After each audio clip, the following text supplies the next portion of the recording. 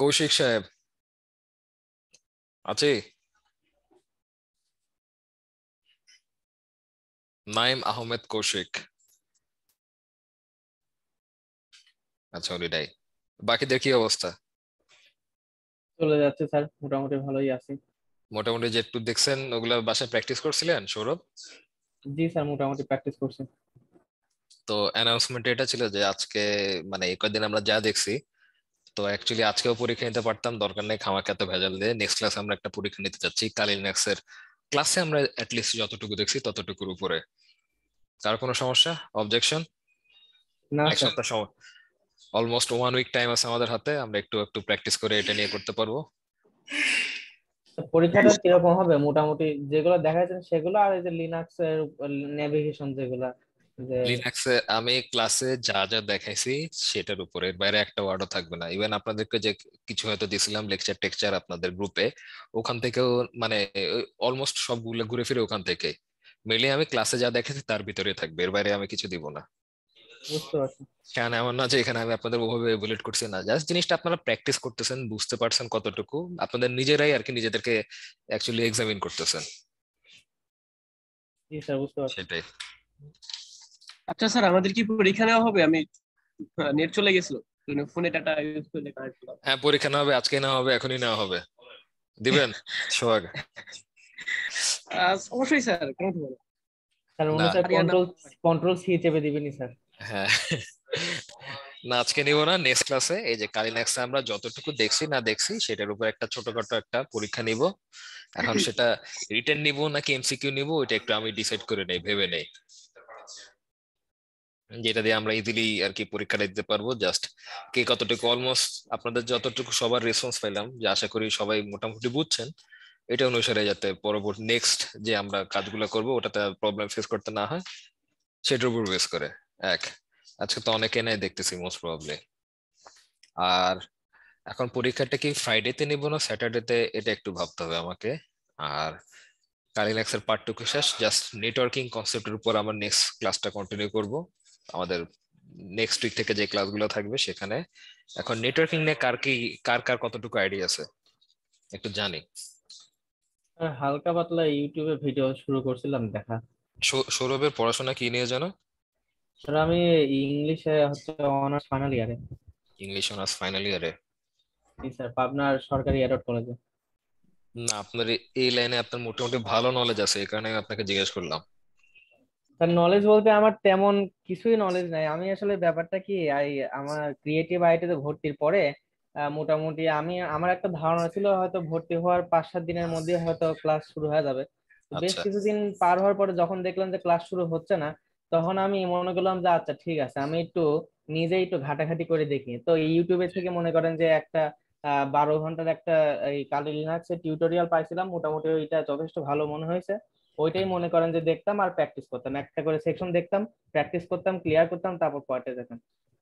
বাহ, আপনার তাহলে ভালোই প্র্যাকটিস হয়ে গেছে, এটাই তো দরকার। জি স্যার, আমিও এই জিনিসটাই মনে করি। আমাদের হচ্ছে মানে আম, যে মানুষগুলো আসলে ব্যক্তিগতভাবে আমি দেখি যে প্রোঅ্যাক্টিভ, হুম। তারাই হচ্ছে তাদের উন্নতি হয়। প্রোঅ্যাক্টিভ বলতে এই ওয়ার্ডটা অনেকেই জানি না আসলে। প্রোঅ্যাক্টিভ তাদেরকে বলে যারা হচ্ছে কোনো একটা জিনিস আগের থেকে আন্দাজ করে সেটার উপরে আগের থেকে প্রিপারেশন নেয়, তারাই হচ্ছে প্রোঅ্যাক্টিভ। আর যারা হচ্ছে রিয়াক্টিভ, তারা হচ্ছে একটা অবস্থা দেখে তা অবস্থাটা আসার পরে তারপরে হচ্ছে এই রিয়াকশন দেখানো শুরু করে বা স্টেপ নেয়, তারা হচ্ছে রিয়াক্টিভ। এই দুইটা এটা হচ্ছে, মাঝামাঝি, এই দুইটা মাঝামাঝি কোনো ওয়ার্ড আছে? না মনে হয়, আমার জানা নাই আসলে। আচ্ছা। এই তো এই দুইটা, এই এই দুইটা মাঝামাঝি কোনো ওয়ার্ড থাকলে সেটা মোস্ট প্রবাবলি হবে। এমন কেউ আছে এই দুইটার প্রোঅ্যাক্টিভ আর রিঅ্যাক্টিভ এর মাঝামাঝি? সেটা কি থাকতে পারে? মিড অ্যাক্টিভ নাকি? কি জানি স্যার, বলতে পারবো না। তো আমরা নিজের একটা বানাই নিলাম, মিড অ্যাক্টিভ, যে সে দুইটার মাঝামাঝি রয়েছে, মিডলে আছে। তো এই প্রোঅ্যাক্টিভ শব্দটার সাথে যেদিনকে মনে করেন যে পরিচিত হয়েছে, হুম। আর সেদিনকে থেকে আমি মোটামুটি অন্তত চেষ্টা করি যে একটু আন্দাজ করার যে আগামী দিন বা আগামী সময়ে কি হতে যাচ্ছে বা কি হতে পারে, সেটা একটা প্রস্তুতি রাখার। বাহ, দেশের যে পরিস্থিতি, তাহলে তো আপনি অলরেডি কোনো না কোনো প্রস্তুতি নিয়ে নিয়েছেন। বলেন তো সামনে ফিউচারে কি হতে পারে আমাদের? ফিউচারে যেটাই হোক, আমি স্যার বাবার একটা লুঙ্গি পরে ঘরে স্যার শুয়ে থাকবো। আচ্ছা। মানে ফ্যানের বাতাস খাবো আর শুয়ে থাকবো। এটা এটা একটা ভালো প্ল্যান। এরকম আর কারো প্ল্যান আছে?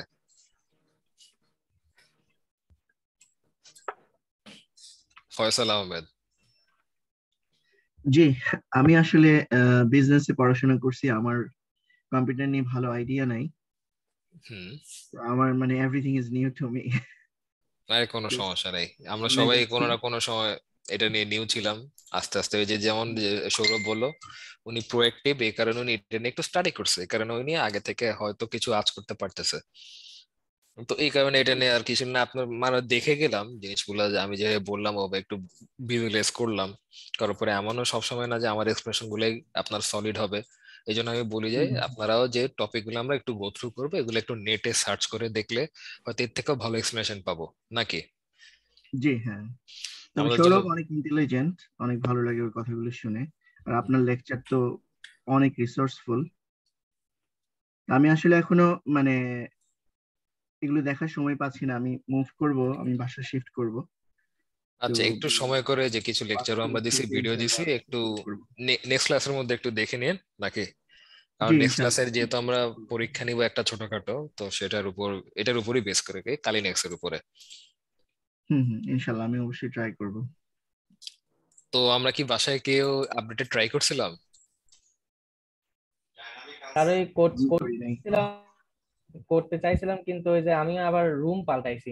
ফয়সাল ভাই বাসা পাল্টাবে, আমি হচ্ছে আপনি রুম পাল্টাইছি আমার বাড়িতে, যার জন্য আমি হচ্ছে করতে পারিনি। আচ্ছা। গতকালকে রুমটা পাল্টাইছি। হ্যাঁ, কারণ মেয়ে একটা প্রবলেম ফেস করার পসিবিলিটি আছে, যে কি বললাম যে ডেবিয়ান বেসড ডিস্ট্রিবিউশন গুলো আমি একটু অপছন্দ করি একটাই কারণে, এদের আপডেটটা ঘন ঘন দিতে হয়। তো আপডেট, আচ্ছা তো আমি আমি একটা কথা বলতে চাচ্ছিলাম। শিওর। স্যার পরীক্ষাটা আমার একটা ধারণা আগামী সপ্তাহের শনিবার নিলে হয়তো ভালো হবে, কারণ আমাদের মধ্যে অনেকে আছে যারা হচ্ছে প্রফেশনাল, তো হুম। বিভিন্ন কাজে চাকরি টাকরি করে। তো যদি শনিবার নেন তাহলে শুক্রবার ছুটির দিন তারা একটু প্র্যাকটিস করতে পারবে। শনিবার নিলে ভালো হবে। মানে যারা অন্তত চাকরি করে তাদের জন্য, কারণ বৃহস্পতিবার তো অবভিয়াসলি ছুটি পাবে না তারা। আর হুম। শুক্রবার যদি সকাল থেকে সারাদিন যদি ছুটি পায়, সন্ধ্যার সময় আপনি ক্লাস নিলেন, পরের দিন পরীক্ষা নিলেন। এটা না যে সমস্যা না, আমার তো কোনো প্রবলেম নেই। বাকিরা চিনহেন? জি ভাই, আমি একমত, শনিবার দিন পরীক্ষা। না, আমি আরেকটা টেনশন করতেছি এই কারণে যে যারা আপনার অলরেডি জব করতেছেন, অনেকে দেখা গেলো শনিবারে কোনো কারণে মিস করলো, যে জবের কারণে বা অন্য কোনো কাজে, কারণ ফ্রাইডেতে কম বেশি সবাই আমরা বাসায় থাকি, আমি বাদে অ্যাকচুয়ালি, বাকিদের কথা বলতেছি। তো উনারা হয়তো ফ্রাইডেতে অফ ডে পাইলে, যে কম্পারেটিভলি আমি মানে যারা এক্সাম দিবে ওদের বেশি পেতাম, তো স্যাটারডেতে অনেক সময় একটু আমরা কম থাকি বা বিভিন্ন পারপাস বা কাজে বিজি হয়ে থাকি। জাস্ট আমি আমার কথাটা বললাম, যদি আপনারা শনিবারিতে যান আমার পক্ষ থেকে কোনো প্রবলেম নেই, আমরা শনিবারও নিতে পারি। আর ছোটখাটো একটা এক্সাম দিব এখানে আমরা আর যারা পারি। আপনি ফেসবুকে একটা পোল দিয়েন স্যার, গ্রুপে একটা পোল দিয়েন, যারা মনে করেন যে বেশি পক্ষে যেদিকে মত যাবে সেদিকে ইয়ে করেন, গণতান্ত্রিক প্রক্রিয়া। গণতান্ত্রিক প্রক্রিয়া? না, সব জায়গায় গণতন্ত্র চলে না স্যার। অবশ্যই ঠিক, আমি আপনার সাথে এই বিষয়ে একমত, সব জায়গায় গণতন্ত্র আসলে চলে না। সব জায়গায় যদি সবার মতামত নেওয়া শুরু করি, কাজ আগাবে কিভাবে বলেন? যেমন আপনাদের যে কালিন অ্যাকশন আমি যতটুকু দেখাইছি লিস্ট, মানে জাস্ট বেসিক কাজ করার জন্য এতটুকু জানলেই হবে, অ্যাডভান্সের জন্য তারও অনেক কিছু আছে। সেটা নেক্সট স্টেপে কাজগুলো করতে করতে আপনারা ইউজ টু হয়ে যাবেন, তো প্রবলেম হবে না, কিন্তু ইনিশিয়াল লেভেলে কাজ করার জন্য এই কমান্ড গুলো এক্সিকিউট করে আমরা করতে পারবো। এর মধ্যে একটা কি আছে, আপনার ধরেন যে এই যে যে বললাম যে সিস্টেম আপডেট দেওয়ার ক্ষেত্রে আমরা কি দিব, সুডো এপিটি আপডেট -y দিয়ে, মানে fully commanded system update and upgrade দুইটা আমি একসাথে করতে পারতেছি। করতে মোটামুটি যেহেতু ফুল সিস্টেমটা আপনার আপডেট এন্ড আপগ্রেড করবে একটু সময় লাগবে, আপনার 30 মিনিটস লাগতে পারে, 40 মিনিটস লাগতে পারে, বা অনেকের 20 মিনিটসও লাগতে পারে। এটা জিনিসটা ডিপেন্ড করতেছে আপনার প্রসেসিং ইউনিট প্লাস হার্ডওয়্যারের উপর। এখন আপডেটটা করতেছে যে লিনাক্সের আপনার ফিক্স কিছু আপনার রিপোজিটরি থাকে যেখান থেকে ওই জিনিসগুলোকে আপডেট করে। আর এই জিনিসটা থাকে আপনার কোথায়, সোর্স লিস্ট। সোর্স লিস্ট নামে একটা ফোল্ডার আছে, সরি সোর্স লিস্ট নামে একটা ফাইল আছে, সেখানে গেলে আমরা দেখতে পারবো।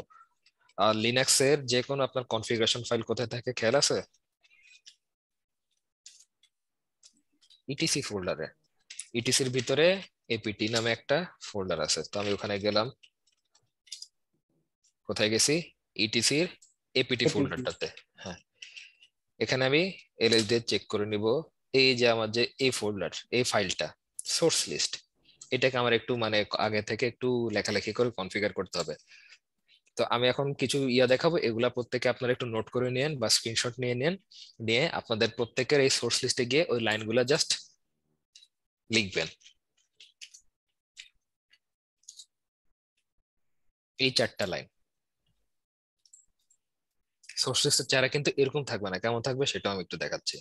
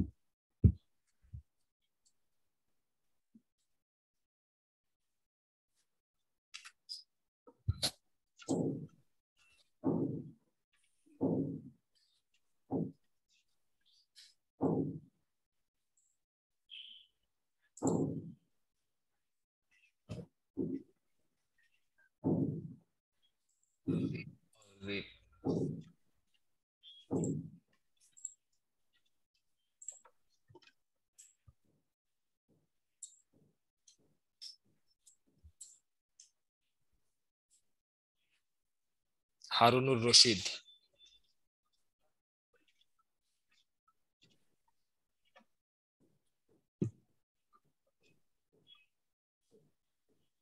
মজার ব্যাপার হলো আমার আরো দুই মানে আমার টোটাল যে কয়টা ব্যাচের মধ্যে, এই ব্যাচ বাদে আরো 2টা ব্যাচের মধ্যে হারুনুর রশিদ নামে স্টুডেন্ট আছে।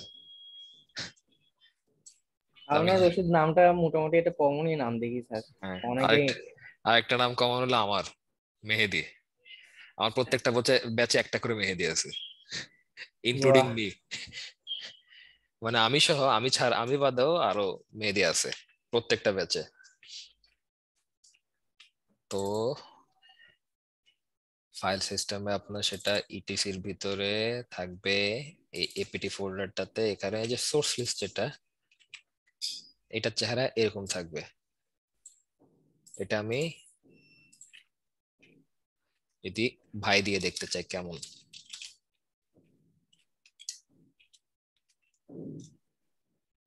এই যে ইউজুয়ালি আপনার চেহারাটা এমন থাকে কিন্তু সোর্স লিস্টের ভিতরে যে রেপোজিটরি গুলা, ঠিক আছে? জি স্যার।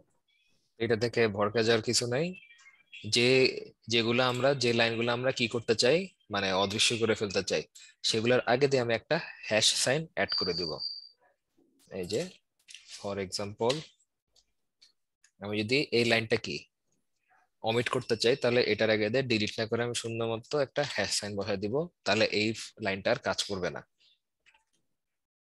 আর যদি এই লাইনটা আমি এক্সিকিউট করতে চাই, এই হ্যাশ সাইনটা আমি ডিলিট করে দিব।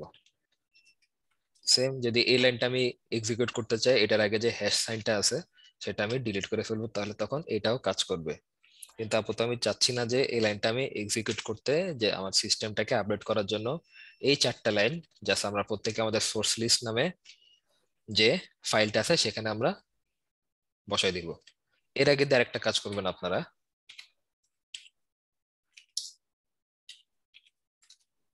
যে স্যার বসাই দেবো কি স্যার, 4টা লাইন লিখে দিব? হ্যাঁ, লিখে দিবেন। আর যে আর এক্সিস্টিং কিছু লাইন থাকবে, মনে করেন যে এগুলা এগুলা জাস্ট এগুলার আগে দিয়ে একটা হ্যাশ সাইন বসা দেবেন, এগুলা ডিলিট করার দরকার নেই কোনো। ওকে, কোনো কিছু ডিলিট করতে চাইলে জাস্ট আমরা তার পিছনে হ্যাশ সাইনটা লাগাই দিব। হ্যাঁ হ্যাঁ হ্যাঁ, ওকে, থ্যাংক ইউ। জাস্ট মনে করেন ডিলিট করলে অ্যাকচুয়ালি প্রবলেম নাই, কিন্তু আমরা সেফ সাইডে থাকতে চাই। খামাখা দেখা গেল কখন না কোন না কোন কাজে লাগে। আরেকটা জিনিস, এখানে দেখবেন যে সোর্স লিস্ট হয়তো একটা ফাইল আছে, রাইট? একটাই সোর্স লিস্ট আছে। জি কোনো কারণে যাতে আমার মেইন ফাইলটার বা মেইন প্রোগ্রাম ফাইলটা কোনো যাতে প্রবলেম না হয়, সেক্ষেত্রে এটার একটা ব্যাকআপ কপি হিসেবে আপনারা সেভ করে রেখে দিবেন ব্যাকআপ হিসেবে। তাহলে ব্যাকআপ হিসেবে থাকলে ওটা কিভাবে করতে পারেন, যে ধরেন এই সোর্স লিস্ট থাকা যে ফাইলটা আছে এখন আপাতত ওভাবে আমি ব্যাকআপ রেখে দিতে যাচ্ছি। সিপি কোন ফাইলটা আমি কপি করতে চাই, source dot list. Source list, এটাকে আরেকটা ফাইলে আমি কপি করে রাখতে চাইছি, সেটা কি সোর্সেস ডট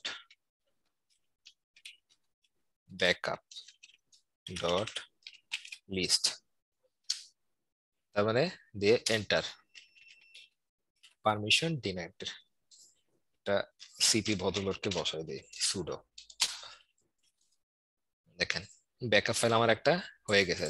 এখন এই আগের যে সোর্স লিস্ট যে ফাইলটার মধ্যে যা যা ছিল এই ফাইলটার মধ্যে সেই জিনিসগুলো কপি হয়ে গেছে। চেক করি, ব্যাকআপ, দেখেন ওই লেখাগুলো এখানে হয়ে গেছে। তো এটা ব্যাকআপ হিসেবে থেকে গেল, ওর আর কোনো কাজ হবে না। যখন আমরা আপডেট দিব তো মেইন ফাইলটা থেকে কিন্তু সব আপডেট আর আপগ্রেড হয়ে যাবে। তো সেই জায়গায় এখানে দিয়ে স্যার হুম যদি ধরেন আমরা এই মেন ফাইলটা কোরাপ্ট করে ফেলি, ধরেন কোরাপ্ট করে ফেললাম, তারপরে ঠিক করতে পারলাম না, ওটা ডিলিট করে দিলাম, আর ব্যাকআপ যেটা hmm sources dot backup dot list, ওটার নামটা শুধু চেঞ্জ করে দিলাম যে সোর্সেস ডট লিস্ট, তাহলে কি ওইটাই ফাইল হিসেবে কাজ করবে? হ্যাঁ, ওইটাই ফাইল হিসেবে কাজ করবে। হুম। এটা একটা ভ্যালিড কোশ্চেন করছেন, যে সেম জিনিস, যে কোনো কারণে যদি আপনার মেইন ফাইলটা করাপ্ট হয়ে গেল এই কারণে ব্যাকআপটা রাখা, তখন শুধুমাত্র ব্যাকআপটার একটা ব্যাকআপ ফাইল রেখে আপনি ওটাকে ওই আগের ব্যাকআপটাকে মেইন ফাইল হিসেবে কি করবেন, রিনেম করে দেন আপনি আবার এক্সিকিউট করতে পারবেন। ঠিক আছে, যে যে কোনো কনফিগারেশন ফাইল মানে আপনার একটা ব্যাকআপ হিসেবে রাখা এটা একটা গুড প্র্যাকটিস, যে যে কোনো কারণে কি আমার মেইন কনফিগারেশনে কোনো না কোনো প্রবলেম দেখাই দিতে পারে নাকি। তা তো পারি। হ্যাঁ, যে কারণে আমি কি বলছিলাম যে আমরা বেয়ার মেটালে মানে ডিরেক্টলি আপনার বায়োসে এই যে কালি ম্যাক্স বা যে কোনো আলাদা কোনো এক্সট্রা অপারেটিং সিস্টেম না আমরা ইনস্টল করে কি ভিএম মেশিন আমরা ইনস্টল করতেছি, যে কোনো কারণে আমার যদি এই মেশিনটাতে একটা প্রবলেম দেখা দেয় আমি সাথে সাথে মেশিন ফালাই দিয়ে নতুন একটা মেশিন ক্রিয়েট করতে পারতেছি। কিন্তু আমার ডিরেক্টলি মেইন হোস্ট মেশিনে যদি অপারেটিং সিস্টেমের প্রবলেম দেখা দেয় তাহলে কি করতে হবে, আমার আবার একদম স্ক্র্যাচ থেকে সব করে আসতে হইতেছে, এর থেকে আমার সময় নষ্ট হইতেছে, অনেক আবার এক্সট্রা হ্যাসল হইতেছে নাকি। তা তো আছেই। অনেকেই কিন্তু করতেছে যে আমার অফলাইন ব্যাচেও বেশ কয়েকজন সেম জিনিস করছে, বেয়ার মেটালে আপনার কি করছে কালি লিনাক্স ইনস্টল করছে আমার বারবার মানা করা সত্ত্বেও, করার পরে এখন ওদের বিভিন্ন প্রবলেম যে কি করছে, যে সুন্দর মতো যাই করেন না কেন ডেবিয়ান বেসড যে ডিস্ট্রিবিউশন গুলা সেটা আপনার ঘন ঘন আপডেট দিতে হয়, প্রিভিয়াস ভার্সন আবার নতুন আপডেটের ভার্সনের মধ্যে কিন্তু অনেক সময় রান করে না। এর জন্য কি করতে হয়, আমরা প্যাকেজ ধরে ধরে ইনস্টল করতে হয় বা আলাদা করে ডাউনলোড করে নিতে হয়। তো সেম জিনিস ও বান্ডেল প্যাকেজ ইনস্টল করছে, ভিএমওয়ার ইনস্টল করছে, ভার্চুয়াল বক্স ইনস্টল করছে, একটাও রান করতেছে না। কারণ যে ভার্সনটা নামছে ওইটার আপডেট ভার্সন হয়তো আপনার ওই বান্ডেল গুলোর সাথে কোনো না কোনো মডিউলে আপনার কনফ্লিক্ট করতেছে। জি এখন আমি ওকে বললাম যে ভাই এই জিনিস এই কনফ্লিক্টটা দূর করতে মোটামুটি একটা ভালো সময় নিয়ে দেখতে হবে যে কোন কোন ফাইলগুলা খুঁজে খুঁজে আইডেন্টিফাই করতে হবে, কোন ফাইলগুলো আপনার কনফ্লিক্ট করতেছে ওগুলা রিমুভ করতে হবে অথবা আপডেট করতে হবে। মোটামুটি ভালো একটা সময়। এখন এই সময় আপনি টাইম ওয়েস্ট করবেন নাকি অন্য অন্য কোনো কাজে আপনি আপনার টাইমটা এক্সিকিউট করবেন? এই সময়টা ওই নতুন করে হচ্ছে ইনস্টল করলেই তো হয়। হ্যাঁ, নতুন একটা এই ভিএম কারণে ভিএম থাকলে, হ্যাঁ ভিএম থাকলে, কারণ আমরা কম বেশি সবাই কি উইন্ডোজ বেসড অপারেটিং অবশ্যই সিস্টেমের সাথে ইউজ টু ছোট কাল থেকে ইউজ করতেছি আমরা নাকি, নাই কেউ দ্বিমত পোষণ করতেছেন? দ্বিমত পোষণ কে করবে? মাসুদ রানা, হ্যালো। তবে স্যার ওই জি, একটা পর্যায়ে কেউ যদি খুবই এলিট লেভেলের এক্সপার্ট হয়ে যায় তখন সেই পর্যায়ে যায় আপনার অবশ্যই এই তখন তো আপনি যা খুশি করতে পারবেন। আমার বাসার মধ্যে দুইটা আপনার ডিরেক্ট আমি যে সেন্টোস মেশিন মানে সেন্টোস তো না, আমার ল্যাপটপের মধ্যে আমি রকি লিনাক্স নামে লিনাক্সের একটা ভার্সন আছে সেটা ইউজ করতেছি। জি মানে এলিট লেভেল আমি নিজেকে এলিট বলবো না, আমি জাস্ট মোটামুটি এটা ইউজ করে অভ্যস্ত, তো আমি সেভাবে কাজ করতে পারতেছি। তো জিনিসটা হলো যে আপনি যখন একটা পর্যায়ে সার্টেন টাইম চলে যাবেন তখন আপনি যা খুশি করতে পারবেন, ওটা তো প্রবলেম নাই। আপনি নিজ থেকে যখন প্রবলেম গুলো ফাইন্ড আউট করা বুঝতে পারবেন যে প্রবলেম গুলো কিভাবে ট্রাবল শুট করতে হবে বা সলভ করতে হবে, তখন তো আপনি যা খুশি করতে পারবেন নাকি। জি কিন্তু তা তো স্টার্টিং এ যদি আমরা মনে করেন যে অ্যাডভান্স জিনিসপত্র চাই তাহলে তো প্রবলেম। আগে তো আমাকে অবশ্যই। কিছু স্টেপ 2 আর 2 যোগ করলে 4 হয়, এটা তো আমরা সবাই জানি। এখন আমি এখন আমি যদি ডিরেক্ট বলি যে না আমার এখন 1000 ডিজিটের একটা নাম্বার বানাতে হবে, তাহলে 2 আর 2 4 করে করে হিসাব করতে গেলে তো অনেক সময় লেগে যাবে। স্টেপ বাই স্টেপ তো আগাতে হবে ব্যাপারটা। এটাই আর কি, এই কারণে আমি বলতেছি। মাসুদ রানা। জি স্যার।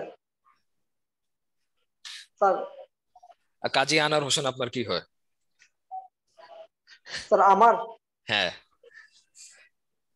না স্যার, আমার তো কিছু হয় না, আমি তো অপরিচিত নামটার সাথে। না, মাসুদ রানা একটা ক্যারেক্টারের নাম, আমার খুব প্রিয় একটা ক্যারেক্টার। মাসুদ রানা কে জানেন নাকি? আর ওই যে না একদম স্যার, আমি গোয়েন্দা ক্যাচ স্যার। করতে পারতেছি না। গোয়েন্দা, ওই যে টিভিতে অ্যাড দেওয়া শুরু করছিল যে মাসুদ রানা কে হবেন পরবর্তীতে। হ্যাঁ হ্যাঁ হ্যাঁ হ্যাঁ, আপনারা তো অনেক পরের মানুষ। মাসুদ রানা বাংলাদেশের জেমস বন্ড অ্যাকচুয়ালি। জি জি। আমরা ছোটকাল থেকে পড়ে আসছি। ছোটকালে 3 গোয়েন্দা পড়ছিলেন কেউ? আমি বই পড়া মানুষ ছিলাম না অবশ্য এখন। আমরা আমরা আমরা পড়তাম। আমি একদম ছোটকালে মনে করতাম যে মানে গল্পের বইয়ের এত পোক ছিলাম, পড়ার বইয়ের ভিতর লুকে লুকে পড়তাম। এরকম অবস্থা ছিল। মায়েরও খেয়েছি প্রচুর অবশ্য। তো মাসুদ স্যার রানা আমি ছিল। একটু জি।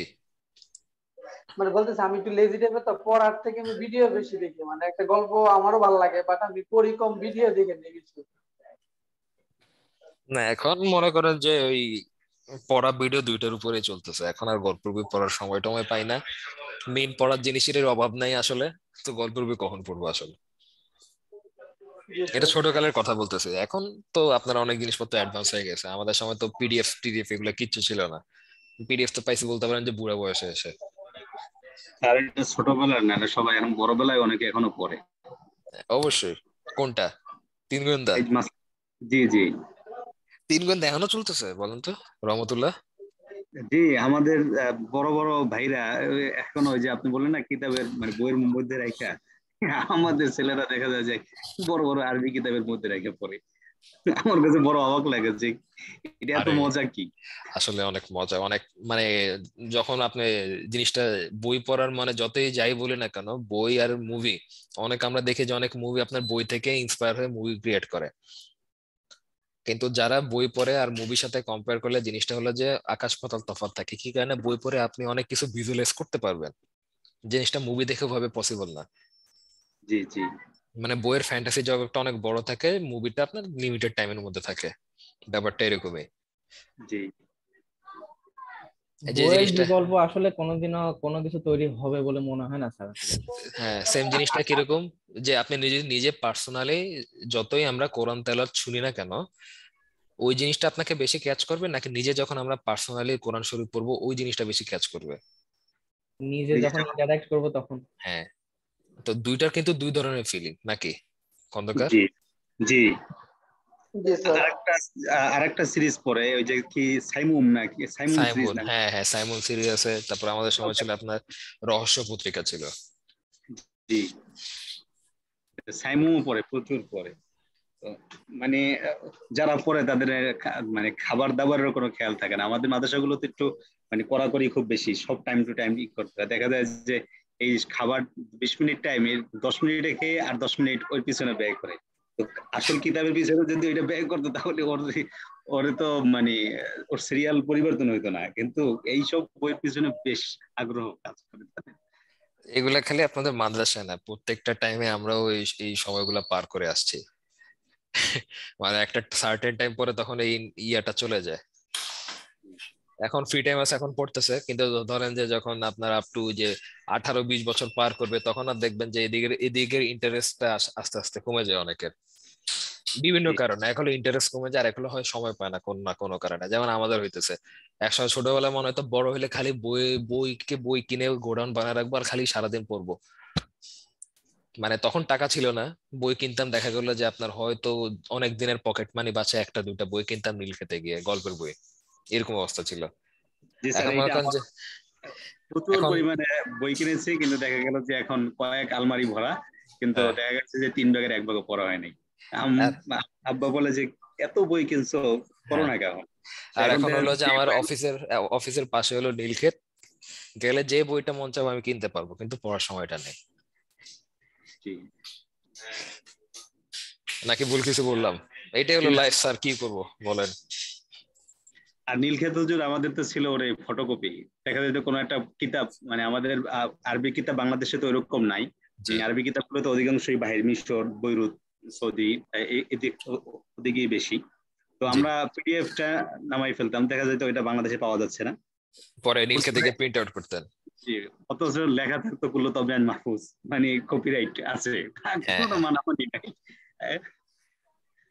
বাংলাদেশে একটা সুবিধা, আপনার বাইরে যে কোনো বইয়ের আর কি কপিরাইট ছাড়া বই আপনি নীল খেতে গেলে ফটোকপি কিনতে পারবেন, যেটা আপনার বাইরে থেকে যদি পারচেসও করতে হয়। যেমন আমি আমার একটা ব্যাচের স্টুডেন্টকে একটা বই সাজেস্ট করছিলাম, বলছিলাম এটা কিনেন, তো একজন আছে আপনার বাহারাইনে, আমার এক স্টুডেন্ট, এখন বাংলাদেশ থেকে বইটা অর্ডার করবে, ওর আপনার বইয়ের দাম হলো 350 টাকা, আর আপনার বাইরে ইয়া করতে ট্রান্সপোর্টের কস্টিং পড়তেছে আপনার 3000 টাকা। বাহ,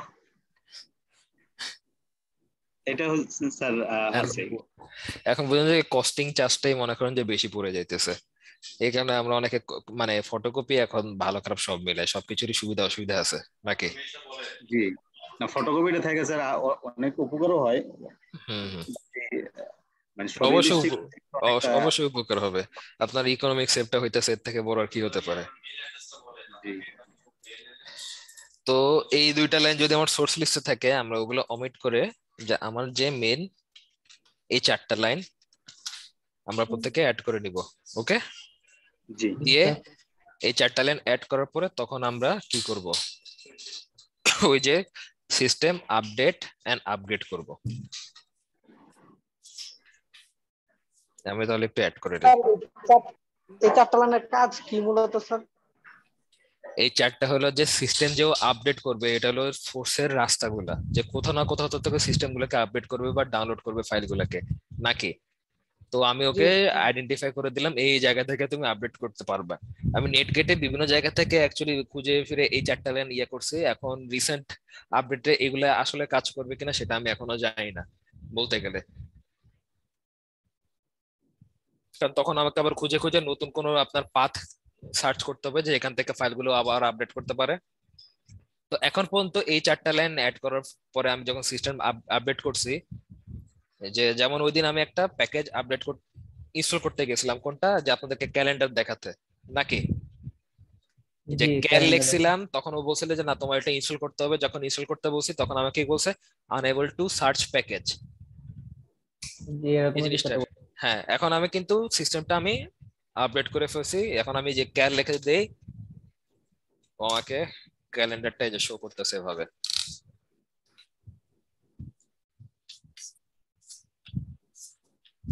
যেটা যদি আপনি ইনস্টল করতে যান, যে এই রিলেটেড প্যাকেজ ইনস্টল করার ক্ষেত্রে একটাই সুডো, যে ক্যালেন্ডারের প্যাকেজের নাম হলো ncal apt install ncal।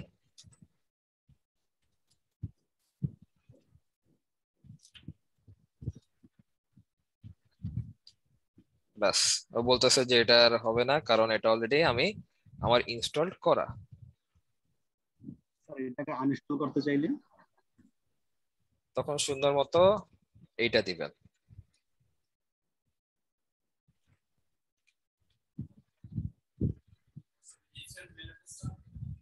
আমি কি করতে চাইছি, রিমুভ।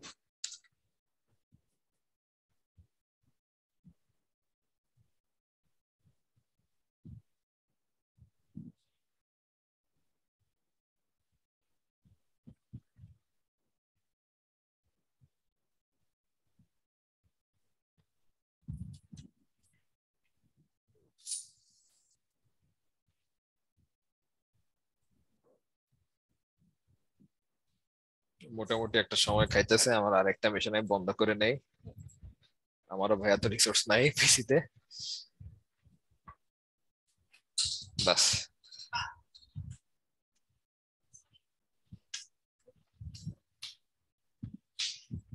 এই যে দেখলেন রিমুভ করে ফেলছি। একটু আগে কিন্তু ক্যালেন্ডার শো করতেছিল, এখন বলতেছে command can not found but can be install with. ও আপনাকে ইনস্ট্রাকশন দিয়ে দিয়েছে যে আপনি এই কমান্ডটা এক্সিকিউট করতে আপনার কিভাবে কি ইনস্টল করতে হবে। এই একটা সুবিধা আছে নতুন ভার্সনের মধ্যে, যে আপনাকে বলে দেবে যে আপনি যদি কোনো কারণে কোনো প্যাকেজ ইনস্টল না থাকে, তো আপনাকে সাজেস্ট করবে যে এভাবে তুমি ইনস্টল করে নিতে পারো। দেখছেন কি বলছে, কমান্ড নট ফাউন্ড, এখন তুমি কি ইনস্টল করতে চাও? জি স্যার দেখছি। ওকে, জি স্যার, থ্যাংক ইউ স্যার। আমি আবার ইনস্টল করে নেই, থাকুক না। এরকম আরো লিনাক্স এর কিছু মনে করেন যে আরো মজার মজার কিছু কমান্ড আছে, যেমন একটা হলো এইটা,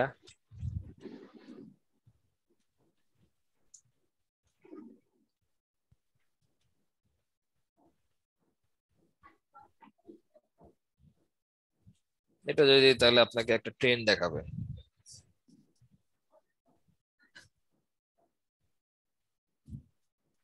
যে কমান্ড লাইনের মধ্যে আপনার টার্মিনালে একটা ট্রেন ভেসে গেল, কেমন লাগলো দেখতে?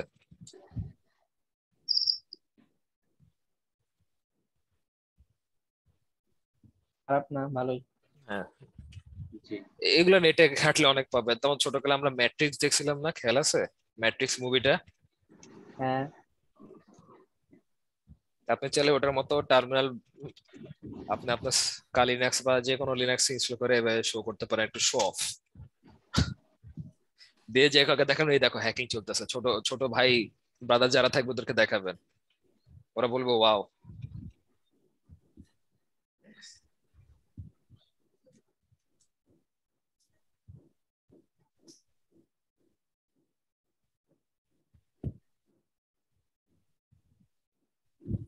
এই জিনিসটা এই কাউকে দেখায় বলা লাগবে, দেখো আমি এখন অমুক দেশের কে হচ্ছে সেন্ট্রাল ইন্টেলিজেন্স এজেন্সিতে অ্যাটাক করতেছি।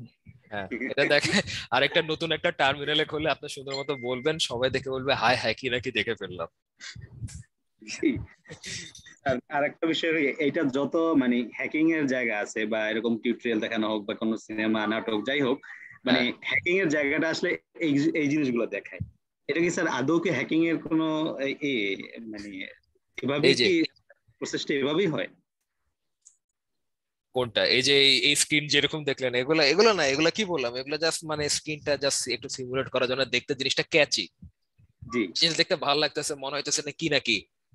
জি জি তো এই জিনিসটা যাতে আর 10টা মানুষ যে হ্যাকিং জিনিসটা টিপিক্যালি যদি আমরা বলি, হ্যাকিং জিনিসটা আসলে এত মানে ইজি না, আর জিনিসটা খুবই একটা বোরিং একটা জিনিস হ্যাকিং। জি কি কারণে? আপনি যে টার্মিনাল সারাক্ষণ কি বললাম যে আপনাকে কালো ব্ল্যাক টার্মিনাল টেনে বসে থাকতে হবে, আপনাকে ভিকটিম যাকে টার্গেট করবেন বা যে কোনো সিস্টেম স্ক্যান করবেন, এটা আমরা দেখতেছি অফেন্সিভ সিকিউরিটির ক্ষেত্রে। তারপর আরেকটা পার্ট আছে আমাদের এখানে, ওটা হলো সক অ্যানালিস্ট বলি আমরা, সিকিউরিটি অপারেশন সেন্টার, জি সক বলি এটাকে, সিকিউরিটি অপারেশন সেন্টার। এটার কাজ হলো যে আপনার পুরো সিস্টেমটা ক্রিয়েট করা থাকবে, আপনার খালি মনিটরিং উপরে থাকবেন যে আপনার সিস্টেমটার উপরে বাইরে থেকে কোনো অ্যাটাক আসতেছে কি না 24/7, যেটা ইউজুয়ালি নেটওয়ার্ক ইঞ্জিনিয়াররা বা সিস্টেম ইঞ্জিনিয়াররা করে থাকে, আপনার সিস্টেমটাকে মনিটর করে। এখানে হলো আপনার সিকিউরিটিটা দেখবেন যে বাইরে থেকে সম্ভবত অ্যাটাক আসতেই থাকে, তো ওগুলো আপনার কিভাবে ঠেকাবেন, ফায়ারওয়াল ইমপ্লিমেন্ট করে যাবতীয় যত কিছু কাজ মনিটরিং এর জিনিসটা আপনার এই সক দিয়ে করে। এর জন্য আবার আলাদা ইন্ডিভিজুয়াল টুল আছে, আর এটার উপরে আলাদা একটা এক্সট্রা সার্টিফিকেশন আপনার ক্রিয়েট করা, সেটা আমরা এই যে ইসি কাউন্সিলে গেলেই দেখতে পারবো। এটা আলাদা একটা ক্যারিয়ার আবার। এই যে ইসি কাউন্সিলের ওয়েবসাইটে গেলে দেখছেন হয়তো অনেকে যে অনেকগুলা সার্টিফিকেট, প্রত্যেকটা কিন্তু ইন্ডিভিজুয়াল এক একটা ক্যারিয়ারের জন্য। যে আমরা যেটা করতেছি অফেন্সিভ সিকিউরিটি, সেটা হলো আপনারা যে ইথিক্যাল হ্যাকার সিএইচ, এটা আমরা দেখতেছি। তারপর আপনার যদি ডিফেন্সের জন্য কিছু করতে চান, সেটার জন্য আলাদা একটা কোর্স আছে, সার্টিফাইড নেটওয়ার্ক ডিফেন্ডার সিএনডি। তারপরে এই যে সার্টিফাইড সক অ্যানালিস্ট, যারা আপনার ফরেনসিক বা কি বলছিলাম যে ল এনফোর্সমেন্টে কাজ করে, এনএসআই সিআইডি সেখানে কাজ করে, বিভিন্ন জিনিসপত্র থাকে আপনার ইনসিডেন্ট বুঝে কিভাবে আপনার একটা সম্পূর্ণ একটা মানে ফরম্যাট করা হার্ড ডিস্ক থেকে আপনি কিভাবে ফাইল রিকভার করবেন। দেখবেন অনেক থাকে না যে ক্রিমিনালরা ক্রাইম করার পরে আপনার যত যাবতীয় যত ডেটা আছে মুছে ফেলে চলে যায়, রাইট?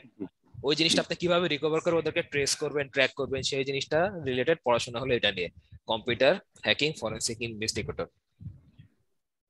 আমরা যে ফরেনসিক ডিপার্টমেন্ট বলি, যে কোনো জায়গায় আপনার কোনো ক্রিমিনাল অ্যাক্টিভিটিস হলে, বা ওই যে দেখি না মাঝে মধ্যে কোনো মুভিতে দেখছি কোনো জায়গায় আপনার কেউ খুন হলে বা মার্ডার হলে কি থাকে, ওটা মার্ক করে দেয় আশেপাশে, অনেকে এসে আপনার কি করে বিভিন্ন পাউডার দিয়ে হাতে মাস্ক পরে ছবি টবি তুলে বিভিন্ন কেমিক্যাল দিয়ে দেখে আশেপাশে। জি জিনিসটা কি করতেছে ওখান থেকে, যে ওখানকার যে ইনসিডেন্টটা হয়েছে ওখান থেকে কি করতেছে, ওরা ডাটা কালেক্ট করার ট্রাই করতেছে। এটা অলমোস্ট সেম, ওখানে হলো মানুষ খুন হয় আর এখানে হলো কম্পিউটার খুন হবে, এই হলো ডিফারেন্স। জি তো এই যে সার্টিফাইড সক অ্যানালিস্ট, ওদেরও অনেক কিছু আছে, এটা সম্পূর্ণ আলাদা একটা ওয়ার্ক লাইন।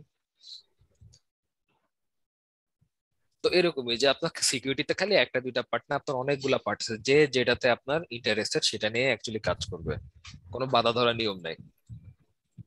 স্যার, জি।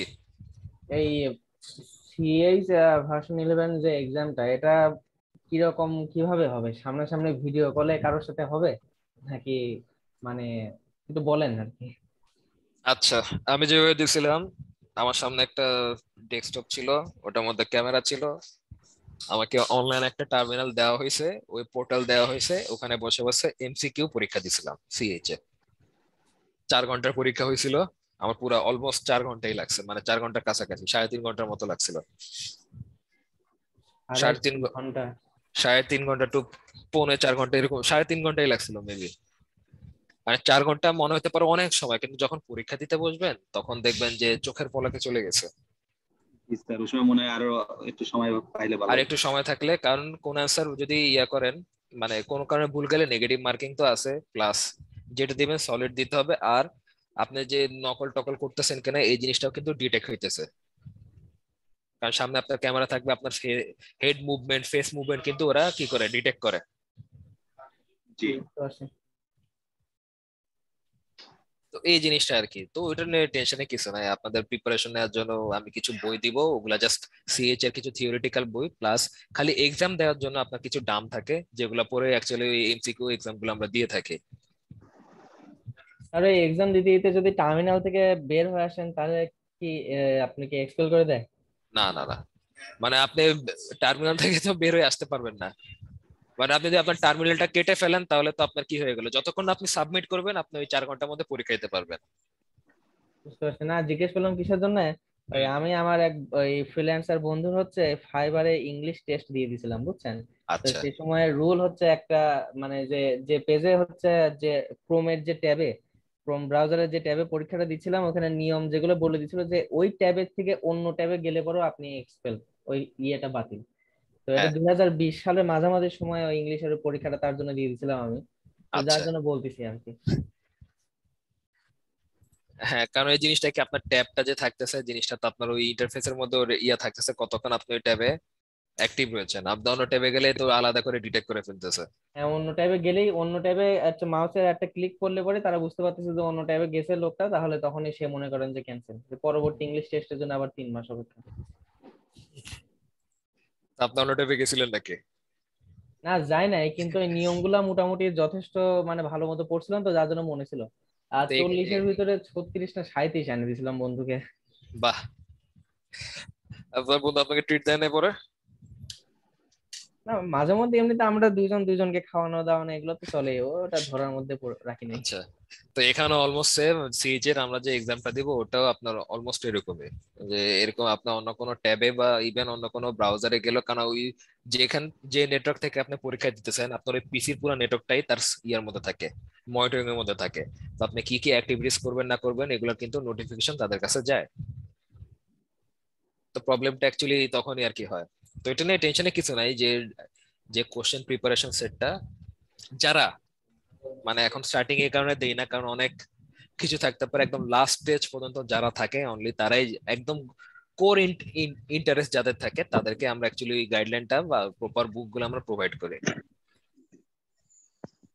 বুঝতে পারছো? ভাইয়া, ইয়েস মাসুদ সাহেব। কাউন্সিলের যে ইয়াগুলা সার্টিফিকেশন গুলা, যে এগুলা কি আমরা শুধু এখন যেরকম ক্লাস করতেছি, যে হ্যাঁ ক্লাস শেষ হওয়ার পর একটা এক্সাম হবে, তারপর পরীক্ষা হবে, তারপর আমরা সার্টিফিকেট পাবো, এটা কি এরকম নাকি জাস্ট আমি এখানে শুধু জাস্ট পরীক্ষা দিব, কোনো ক্লাস টাস এরকম কোনো কিছু না?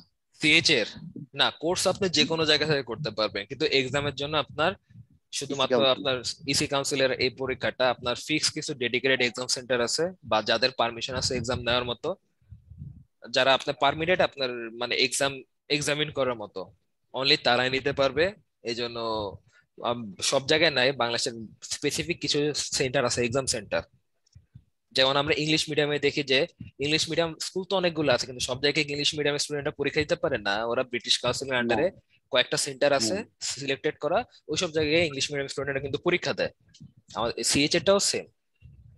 এখানে তো কোনো ওখানে ক্লাস করতে হয়নি, জাস্ট আমরা না না পরীক্ষা দিব। ক্লাস করতে হবে না, আপনি ওই এক্সাম সেন্টারের সাথে কন্ট্যাক্ট করে আপনাকে আমরা এইচএসসি এসএসসি এর সময় আমরা পরীক্ষার আগে দেখি করতাম, রেজিস্ট্রেশন করতাম না, একটা রেজিস্ট্রেশন ফি জমা নিত, হ্যাঁ হ্যাঁ ফর্ম ফিল আপ করতে হইতো, দেন গিয়ে আমরা জি ভাইয়া। যে পরীক্ষা দিতাম।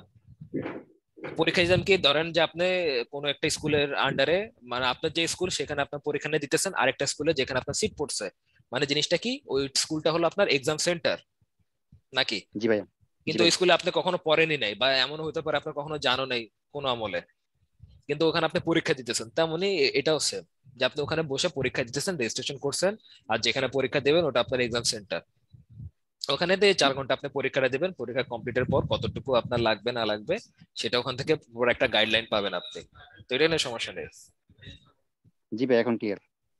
ওকে, জি ভাই।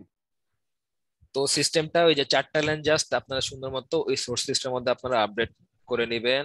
আর স্যার ইয়েস, যদি ফেল করি রিকভার আমরা এটা কি আরো ওই সাপোজ 34,000 টাকা মতো লাগে, 30,000 টাকা প্লাস, এটা কি হ্যাঁ আবার ফুল পেমেন্ট করতে হবে নাকি অল্প কিছু টাকা দিয়ে আবার রি এক্সামের সিস্টেম আছে? আবার আপনাকে ফুল পেমেন্ট করতে হবে। ও, এটা তো বাজে সিস্টেম। সেকেন্ড টাইম চান্স দিবে না? এটাই তোদের ব্যবসা, কি করবেন? না আইএলটিএস এ তো মনে হয় সিস্টেমটা মনে হয় আছে যে যদি ফেল করে সেকেন্ড টাইম আবার পরীক্ষা দিতে হবে, এখন পারবে কি 4,000 টাকা না 5,000 টাকা লাগে? এখন নতুন একটা রুলস, আমাদের সময় ছিল না অ্যাকচুয়ালি, এখন হয়তো নিউ কোনো রুলস থাকতে পারে, আমার এক্স্যাক্টলি জানা নেই, যে আপনার যারা রি এক্সাম দিবে তাদের ক্ষেত্রে কোনো আপনার ডিসকাউন্ট থাকতে পারে নাকি, বা কোনো কম্প্রোমাইজের কোনো অপশন থাকতে পারে নাকি, এটা একটু আমাকে জানতে হবে, কারণ আমি লাস্ট পর্যন্ত জানা পর্যন্ত ছিল না।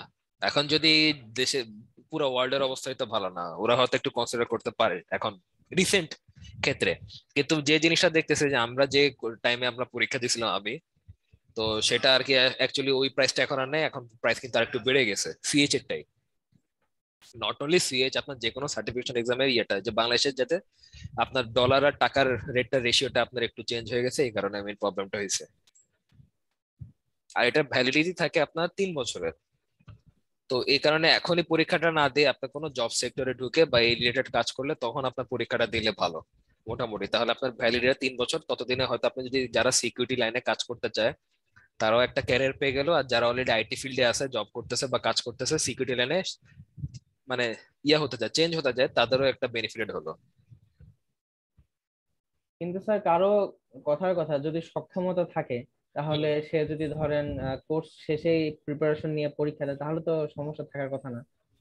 না, আপনি কোর্স শেষে পরীক্ষা দিয়ে যদি প্রিপারেশন নিয়ে পরীক্ষাটা দেন, কিন্তু আপনি এই রিলেটেড জব করতেছেন না, তাহলে আপনার সার্টিফিকেশনের কোনো ভ্যালু থাকলো, বা এই রিলেটেড কোনো কাজ করতেছেন না, তা থাকলো না। সেটার কথাই বললাম আর কি। বিষয়টা হলো আইএলটিএস দিলাম বাট বিদেশ গেলাম না, আইএলটিএস এর পেপারটা কাজে লাগালাম না। এটাই এটাই আমি আমি বলতেছিলাম কনসেনসাস স্যার, যে মনে করেন যে যদি আমি আহ আমি বা যে কেউ আছে, যাই হোক বলেই ফেললাম, যে জি কোর্স শেষ করে আপনার হচ্ছে এই সার্টিফিকেটটা পরীক্ষা দিয়ে যদি পাই, তাহলে পরে হ্যাঁ সেক্ষেত্রে আমার হচ্ছে কোন জায়গায় রিমোট জবেরই আমার টার্গেট, তাহলে হ্যাঁ, সেক্ষেত্রে আমার ওই মানে সেক্ষেত্রে অবশ্যই আপনার যদি ওই পরিমাণ নিজের উপর কনফিডেন্স থাকে না, অতটুকু আমি অ্যাটলিস্ট কাজ করতে পারবো, আমার অতটুকু স্কিল আছে যেটা আমি রিমোট জমের জন্য বা অ্যাটলিস্ট কোনো জায়গায় কাজ শেখার জন্য অ্যাজ এ জুনিয়র আপনার সিকিউরিটি ইঞ্জিনিয়ার অথবা ইন্টার্নশিপ এই রিলেটেড কাজ করতে গেলেও যদি আপনার সার্টিফিকেটের দরকার হয়, তখন আপনি দিতে পারেন। ধরেন আপনার কথা বলি সৌরভ, যে আপনি এই যে মোটামুটি এই রিলেটেড কাজ জানেন, তো আপনার কোর্সটা কমপ্লিট হয়েছে, আপনি আরেকটু কাজ শিখলেন, শেখার পরে এখন আপনি চাইতেছেন এই কিছুদিন প্র্যাকটিস করে এই রিলেটেড আপনার স্কিলটা, ধরেন 1 মাস হলো, বা কোর্স কমপ্লিটের 1 বা 2 মাস পর্যন্ত আপনি নিজে নিজে প্র্যাকটিস করে আরেকটু স্কিল নিলেন, এখন আপনি পরীক্ষাটা দিয়ে কি হলেন, সার্টিফিকেটটা পেলেন, ঠিক আছে। এখন আপনি চাইতেছেন যে আমি কোনো রিমোট জব করব, অথবা যে ফাইবারে আমার জন্য কোনো গিগ বানাবো, বা কোনো বাংলাদেশি কোনো কোম্পানিতে আমি জবের জন্য অ্যাপ্লাই করব, সেক্ষেত্রে তখন আপনার জন্য এটা খুবই বেনিফিটেড। আমি সেটাই যাচ্ছিলাম, আসলে আমার মার্কেট প্লেসে কাজের আগ্রহ নাই, আমি একটা ফিক্সড কোম্পানিতে রিমোট জবই চাচ্ছিলাম আর কি। হুম হুম। আর তখন ঠিক আর আছে, জি বললাম যে যার যেটা পারপাসটা কি, আপনি তো এটা আগে ফিক্স থাকতে হবে যে আমি এই রিলেটেড ফিল্ডে কাজ করতে চাই, দেন ওকে। যদি বলেন না আমি এই রিলেটেড ফিল্ডে আপাতত এখন কাজ শুরু করতে চাইতেছি না, আমি আরেকটু এক্সপার্টিজ আমার ক্রিয়েট করতে চাচ্ছি বা আরেকটু স্কিল নিয়ে নেই বা আরেকটু এক্সপিরিয়েন্স নিয়ে নেই, দেন গিয়ে আমি রিলেটেড ফিল্ডে জব করব। তখন গিয়ে হয়তো একটু এই জন্য সাজেস্ট করলাম যে মানে আমার পার্সোনাল ওপিনিয়ন তখন আর কি, যাতে কারণ ভ্যালিডিটি যেহেতু কম, আমার 3 বছরের মাত্র, দেখা গেল আপনি এই রিলেটেড ফিল্ডে জবে ঢুকতে ঢুকতে আপনি 3 বছর পার হয়ে গেল, তখন তার নতুন করে আপনাকে আবার পরীক্ষা দিতে হবে বা আপনার কিছু ক্রেডিট পয়েন্ট থাকে যেগুলো ফিল আপ করে আপনার সার্টিফিকেটটা রিনিউ করতে হয়। জি, বুঝতে পারছি। টোটাল আপনার ক্রেডিট পয়েন্ট থাকে 120 ক্রেডিট, মানে 120 পয়েন্ট থাকে। 120 পয়েন্ট যদি আপনি কভার আপ করেন তাহলে আপনার আর টাকাও দেওয়া লাগে না, এক্সাম দেওয়া লাগে না, আপনার সার্টিফিকেটটা আবার রিনিউ হয়ে যায়। এটার জন্য অনেক লম্বা একটা ইনস্ট্রাকশন সেট আছে, অনেক কিছু করা লাগে। এর মধ্যে একটা পার্ট হলো আপনাকে হয়তো টিচিং করতে হবে বা এই রিলেটেড ফিল্ডে আপনাকে অনেক বছর চাকরি করতে হবে, আপনার জার্নাল লিখতে হবে বা আপনাকে কোনো পেলোড ক্রিয়েট করতে হবে, অনেক টার্মস এন্ড কন্ডিশন থাকে। তো এই 120 ক্রেডিট ফিল আপ করতে করতে কিন্তু অ্যাকচুয়ালি খবর হয়ে যায়। বুঝতে পারছি স্যার Yes. তাহলে এই বিষয়টা যেমন আমি এখান থেকে ক্রিয়েটিভিটি থেকে শিখলাম, জি। এটা হয়তো প্রাইমারি লেভেলটা শিখলাম, হ্যাঁ, বাট এক্সপার্টিস লেভেল যে বাংলাদেশে কি অন্য কোথাও শিখায় আপনার জানা মতে? বা ভাই কোনো আমি প্রশ্নটা করতাম, ভাই এক্সপার্ট হতে হলে কাজ করতে হবে ভাই। এক্সপার্ট এটা এটা প্রাইমারি লেভেল না, এটা কিন্তু মানে জিনিসটা কি, জাস্ট ইসি কাউন্সিলের সিএইচ এর যে ভার্সনটা, এটা আমরা মডিউল বাই মডিউল কমপ্লিট করতেছি, কিন্তু সিকিউরিটি যে টার্মস গুলো আছে, যে এই ফিল্ডে কি কি আছে না আছে সেগুলো সম্পর্কে আপনার জানতে হবে, সেটা যে কোনো ফিল্ডে হতে পারে। এটা দিয়ে আমরা জানলাম যে অ্যাকচুয়ালি এই ফিল্ডে আমরা এই সিকিউরিটি নিয়ে কাজ করতে পারবো। এক্সপার্টিস বলতে আমরা বুঝাইতেছি যে আপনি যদি কোনো ওয়েব ডেভেলপার হন, কথার কথা, তো ওয়েবসাইট কিভাবে ডেভেলপ করতে হয় সেটা তো জানেন আপনি, রাইট? কিন্তু দেখা গেল আপনার এই ওয়েবসাইট কিভাবে আপনি সিকিউর করবেন সেটা নলেজ নাই। কিন্তু ওই একটা ওয়েবসাইটে ওয়েব অ্যাপ্লিকেশনের মধ্যে বা ওয়েব ডেভেলপিং এ কি কি অ্যাটাক হতে পারে এটা যদি আপনার নলেজটা থাকে, তাহলে কি হতো, আপনার ওয়েবসাইটটাকে আরেকটু সিকিউরলি আপনি ক্রিয়েট করতে পারতেছেন বা ডেভেলপ করতে পারতেছেন। আর এটার এক্সপার্টিজ এক্সট্রা, মানে ওটাকে কি বলে, এটা থেকে আরো অ্যাডভান্স কোর্স আছে, যে কি বললাম যে কোনগুলা, আপনার সিপেন্ট, তারপর আরো আছে আপনার যে সক অ্যানালিস্ট, এগুলো আলাদা, এগুলো সবই এক্সপার্ট লেভেলের যেখানে। এটা কি ভাইয়া ভাইয়া বাংলাদেশে আছে? হ্যাঁ, এগুলো সব বাংলাদেশে আছে। ডেটা ঘাটলে কোনো না কোনো ইনস্টিটিউট আছে, কিছু আছে যেমন সক করা, তারপরে সার্টিফাইড পেনিট্রেশন টেস্টিং, এটা হলো আপনার সিএইচ এর আরো অ্যাডভান্স ভার্সন, পেনিট্রেশন টেস্টিং এর উপর সম্পূর্ণ। ক্রিয়েটিভিটির মতো কোনো প্রতিষ্ঠান করাই? হ্যাঁ আছে, আমাদের তাহলে এখানে আছে। মোস্ট প্রবাবলি যে নিউ হরাইজন একটু খোঁজ খবর নিতে পারেন, তারপর আরো মানে এক্স্যাক্টলি নেটে এই কোর্স গুলার নাম লিখে নেটে সার্চ দিবেন, ইন বাংলাদেশ দিলে কিছু ইনস্টিটিউটের নাম পাবেন, সেখান থেকে আপনারা করে নিতে পারবেন। ভাইয়া ক্রিয়েটিভিটি যেরকম মানে ট্রাস্টেড, এরকম ট্রাস্টেড হয় কিনা তাও তো মানে বলা যায় না। এরকম ট্রাস্টেড কিনা এটা একটু এখন যে সেম জিনিস, ক্রিয়েটিভ আইটি যেরকম ট্রাস্টেড আপনার তো 1-2 দিনে বুঝেন নাই, আপনার তো এখানে আসছেন, অফিসে দেখছেন, কথাবার্তা বলছেন, এরপরে কি আপনার ট্রাস্টটা ক্রিয়েট হয়েছে নাকি? জি ভাইয়া। মানে সম্পূর্ণ জিনিসটা আপনার উপরে, আপনাকে যে যেখানে আপনি কথাবার্তা বলবেন ওখানে গিয়ে গিয়ে, যেমন আমি যখন কোর্সটা করছিলাম, আমি কোনো নাম করে ইনস্টিটিউটে কোর্স করি নাই, আমিও একটা ইনস্ট্রাক্টরের আন্ডারে করছি। যাওয়ার পরে এখন তার অফিস দেখে ফার্স্টে আমার মনে হয়েছে একই আসলাম, ছোট একটা খুপড়ি ঘর, এসে বসছিল সেম ভাবে, ওখানে একটা পাশে একটা ছোট আর একটা রুম ছিল, ওখানে আমরা কয়েকজন বসে ক্লাস টাস করছিলাম। তো ওখানে এখন কথাবার্তা বলে অ্যাকচুয়ালি আমাকে জিনিসটা ইন্টারেস্টটা গ্রো করছে, সে কিভাবে, আমি তার সাথে কথাবার্তা বলে বুঝছি সে কিছু না কিছু তো অবশ্যই কাজ জানে। ওর সাথে কথাবার্তা বলে আমি যাচাই বাছাই করে এরপর বুঝছি, আর আশেপাশে আরো কয়েকজনের কাছ থেকে একটু কথাবার্তা বলছে যে আসলে উনি কতটুকু কাজ করতে পারবে কিনা, এই জিনিসটা আপনাকে অ্যাকচুয়ালি আইডেন্টিফাই করে নিতে হবে। যে হুট করে আমরা লাভ দিন আগে একটু আশেপাশে একটু ঘোরাঘুরি করে একটু ইনফরমেশন নেই, বা ওনার সাথে কয়েকদিন কথাবার্তা বলি, দেখি যে যে কোর্সটা লঞ্চ করছে ওটা আসলে মার্কেটে চলতেছে কিনা, বা যে ইনস্ট্রাক্টর এই কোর্সগুলো নিতেছে তার রেপুটেশন কতটুকু, এগুলো একটু জেনে শুনে নিলে আপনার জন্য আর একটু বেটার। নাকি যদি আপনার কি রিনাউন্ড কোনো ইনস্টিটিউট না হয়ে থাকে, সেক্ষেত্রে অনেকে থাকে না আপনার ইনস্টিটিউট বড়, তো ইনস্টিটিউট যদি বড় হয় তাহলে আপনার একটা ইয়া থাকে যে ভরসা থাকে না এখানে অবশ্যই ভালো কিছু করবে, যেমন ক্রিয়েটিভ আইটি, নিউ হরাইজন বা যেগুলো আমরা বলি না কেন। আর যদি ছোটখাটো কোনো ইনস্টিটিউট হয় বা আলাদা কোনো ইনস্ট্রাক্টর হয়, অনলাইনে তো আমরা অনেকগুলো দেখি যে অনেক ইনস্ট্রাক্টর আছে যে ইন্ডিভিজুয়ালি আপনার কি এই কোর্সগুলো করাইতেছে সাইবার সিকিউরিটির উপরে, অথবা আপনার কি সিস্টেম ইঞ্জিনিয়ারিং এর উপরে, অথবা আপনার কি নেটওয়ার্কিং এর উপরে, রাইট? জি ভাইয়া। তারা অনেকে চায় আপনার কি নিজের একটা ইন্ডিভিজুয়ালিটি ক্রিয়েট করতে, নিজের আলাদা একটা আইডেন্টিফিকেশন ক্রিয়েট করতে। অনেক ইনস্ট্রাক্টরই চায় যে নিজের নাম অনুসারে আপনার কি একটা ইনস্টিটিউট খুলে বসলো, তো সেগুলো যে মার্কেট অ্যানালিসিস করে তখন আপনার একটু বুঝতে হবে কষ্ট করে। নিজেকে যাচাই করে নিতে হবে। তো আমার জানা জি মতো ভাইয়া। এখন বাংলাদেশে মোটামুটি কয়েকটা ইনস্টিটিউট আছে রিনাউন্ড। তো ওনারা এই যে সবগুলা করায় না, কিছু কিছু এখান থেকে কিছু কিছু কোর্স করায়। আর অনেকে আছে আপনার কি করতেছে, এই যে কোর্স গুলা এগুলাকে সবগুলাকে মিক্স করে নিজেদের মতো করে একটা স্ট্রাকচার ক্রিয়েট করে নেয়, কাস্টমাইজড কাস্টমাইজ মানে কোর্স ক্রিয়েট করে। সেখানেও দেখা গেল যে অনেক কিছু অ্যাডভান্স শিখাতে পারে। তো নেটে সার্চ করলে যে কোর্স মডিউলে কি কি আছে না আছে এগুলা দেখবেন, দেখে নেটে একটু সার্চ করবেন যে এই যে মডিউলটা এটার অ্যাকচুয়ালি পারপাসটা কি। তাহলে আপনার বুঝতে সুবিধা হবে যে আমি যে আসলে শিখবো কি না। এরকম ভাবে যে আগেই জানেন যে কোর্সে দিছে, কোর্স ফি দেখলাম, আচ্ছা কোর্স ফি কম আছে, ও আমাকে 2 দিনে ফেসবুক হ্যাকিং দেখা দিবে বা 2 দিনে ওয়েবসাইট হ্যাকিং দেখা দিবে, এই ভরসা করে যদি দেয় তাহলে তো সমস্যা জি ভাইয়া। তা তো নাকি। অবশ্যই। জি ভাইয়া।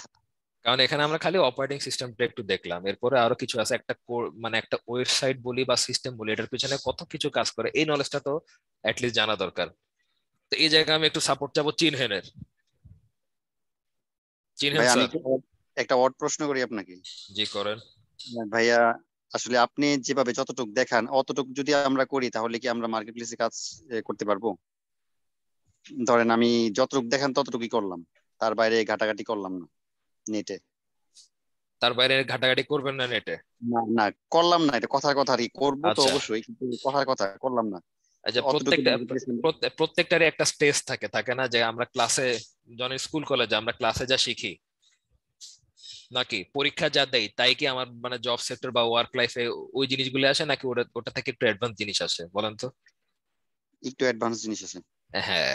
তো আমি যতটুকু দেখাই এটা দিয়ে অ্যাটলিস্ট আপনি যে অ্যাপ্লাই করতে পারবেন। আপনাকে ইন্টারভিউ বোর্ডে যখন ডাক দিবে কেউ, তখন আপনি অ্যাটলিস্ট বলতে পারবেন আমি এই কাজগুলো করছি। এখন এটা আপনার ইনস্টিটিউট ইনস্টিটিউট বা কোম্পানি টু কোম্পানি ভ্যারি করে।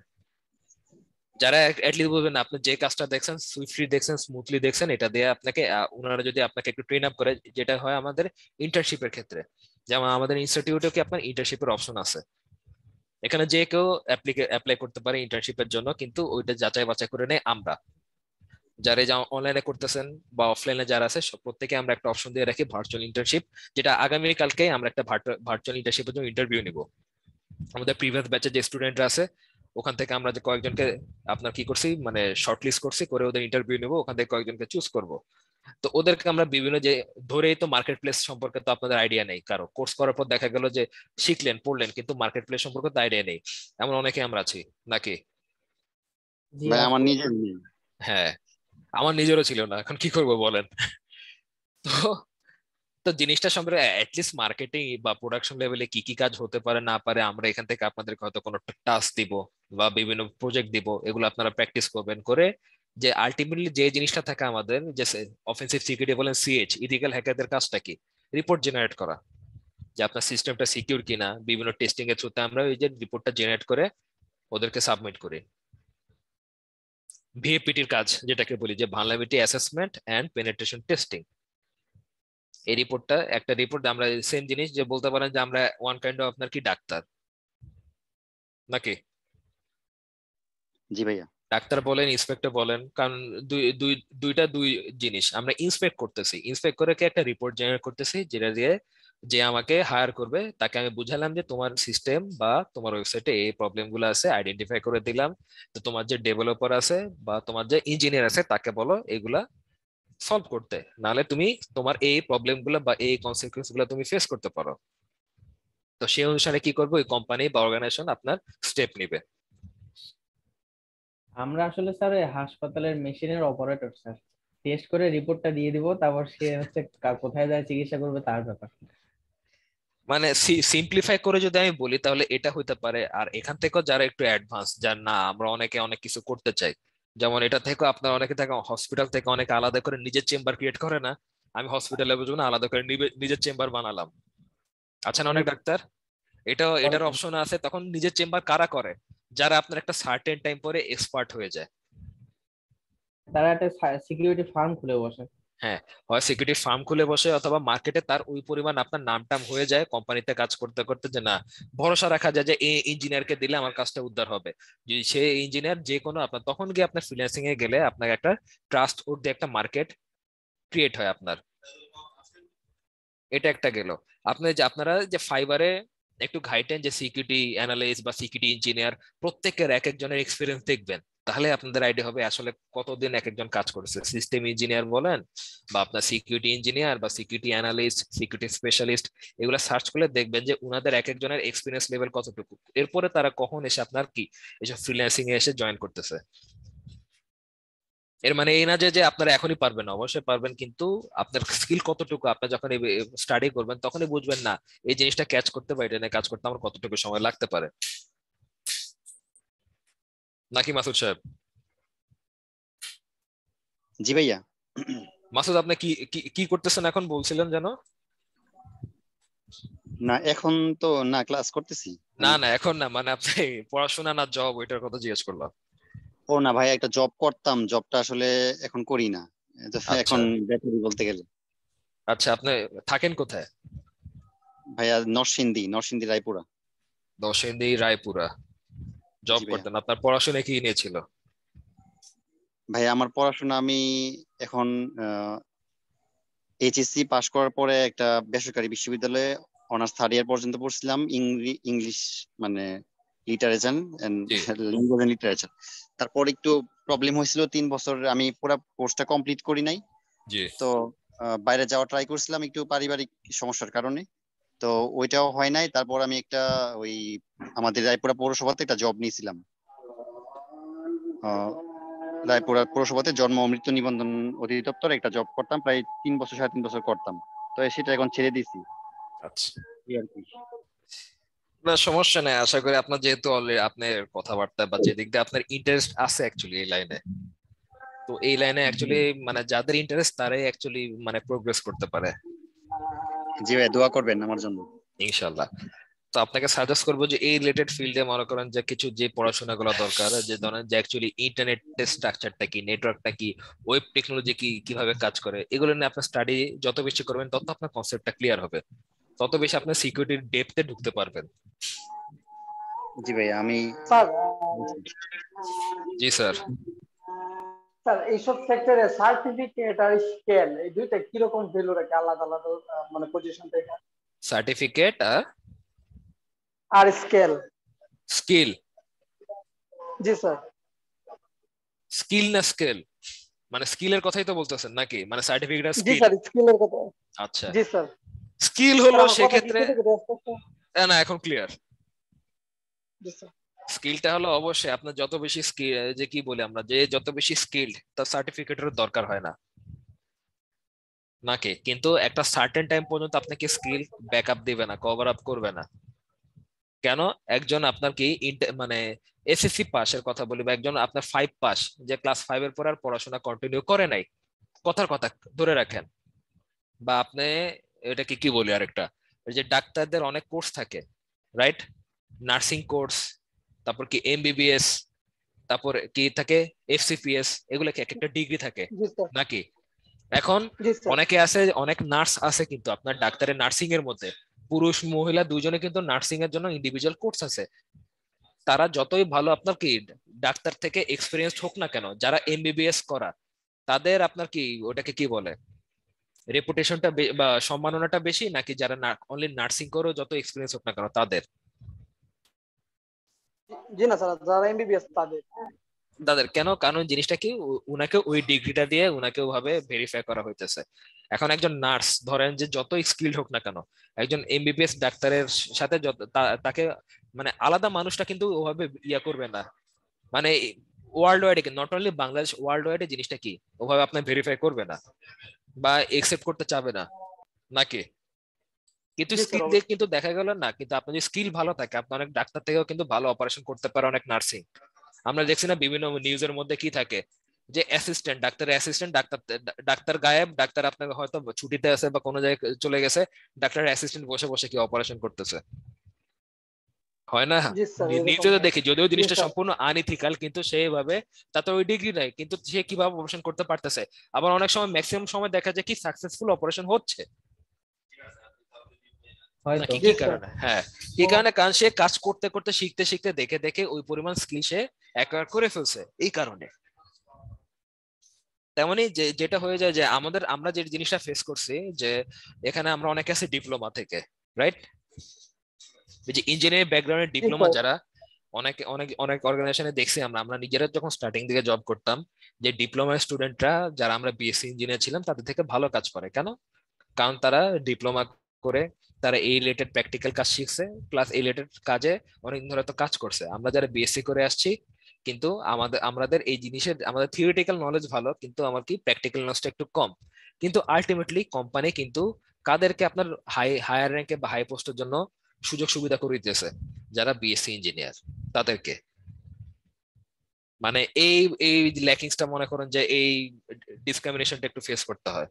এইখানে সার্টিফিকেট আর স্কিলের ক্ষেত্রে আপনার যদি ওই পরিমাণ স্কিল হয়ে যায়, আপনি হয়তো একটা দুইটা বা হাইস্ট 10টা জায়গা থেকে নক পাবেন, কিন্তু আপনার যদি 100টা প্লেস থেকে নক পেতে হয় বা রেসপন্স পেতে হয়, তখন তো আপনার সার্টিফিকেশনটা দরকার, নাকি? জি স্যার। জি ভাইয়া। এই কারণে স্যার যে আমার জি স্যার আমার এই প্রশ্নটা করার উদ্দেশ্য হচ্ছে যে আমি ইন্টারমিডিয়েট পর্যন্ত লেখাপড়া করার পর আমি জি দেশের বাইরে চলে আসি আর কি। তো আমি বর্তমানে দেশের বাইরে আছি এবং একটা ই কমার্স কোম্পানিতে জব করতেছি আর কি। তো ভালোই করতেছেন। এই জন্য স্যার, এই জন্য যে আমার দ্বারা কি কাজটা কি মানে আগানো মানে ভালো হবে না বা আমার দ্বারা হবে কি হবে না স্যার, এই জন্য আর কি স্যার আমি এই জিনিসটা আরেকটা ব্যাপারে সাজেস্ট করি। মানে আমি আমার লাইফ এক্সপিরিয়েন্স থেকে আপনাদের সাথে শেয়ার করতেছি। এখন অনেকে অনেক ভাবে নিতে পারেন, জাস্ট আমার মতামতটা বলতেছি, আমি বলতেছি না যে এটাই অ্যাকচুয়ালি রুলস বা এটাই নিয়ম। জাস্ট আমার ওপিনিয়নটা আমি শেয়ার করতেছি যে যে কোনো ফ্রিল্যান্সিং করার আগে যদি আপনার ইন্ডাস্ট্রিতে যদি কাজ করে আসেন, হতে পারে সেটা গ্রাফিক্স, হতে পারে আপনার কি ডিজিটাল মার্কেটিং, হতে পারে আপনার ভিডিও এডিটিং, হতে পারে অ্যানিমেশন, নাকি হতে পারে আমাদের এই যে আইটি ফিল্ডের মধ্যে কি কি আছে, নেটওয়ার্কিং আছে, সিস্টেম আছে, ওয়েব ডেভেলপিং আছে, তারপর কি আছে আমাদের এখন এই যে সাইবার সিকিউরিটি। এই রিলেটেড ফিল্ডে প্রত্যেকটা ফিল্ডে আপনার ফ্রিল্যান্সিং এর স্কোপ আছে বা কাজ করার স্কোপ আছে। সেটা ব্যাকগ্রাউন্ড ম্যাটার করে না, ম্যাটার করে আপনার স্কিল আর সার্টিফিকেশন। প্রফেশনাল সার্টিফিকেশন দিয়ে আপনাকে ভেরিফাই করতেছে, আর স্কিলটা দেখে আপনাকে জাস্টিফাই করতেছে। এই হলো খালি মানে দুইটার প্রায়োরিটি। কিন্তু আলটিমেটলি যে জিনিসটা আপনাকে করতে হবে, আমি সবসময় বলি যে কোনো প্রথম দিকে স্টার্টিং লেভেলে যে কাজই করতে চান, কোনো না কোনো কোম্পানিতে 1 বা 2 বছর আপনারা একটু জব করেন বা কষ্ট করেন। কারণ ফ্রিল্যান্সিং যে করবেন, যে আপনাকে হায়ার করবে বা আপনাকে কাজ দেবে, সে তো কোনো না কোনো কোম্পানির আন্ডারে বা কোনো না কোনো কোম্পানি থেকে আপনাকে হায়ার করতেছে বা কাজ দিতেছে, নাকি?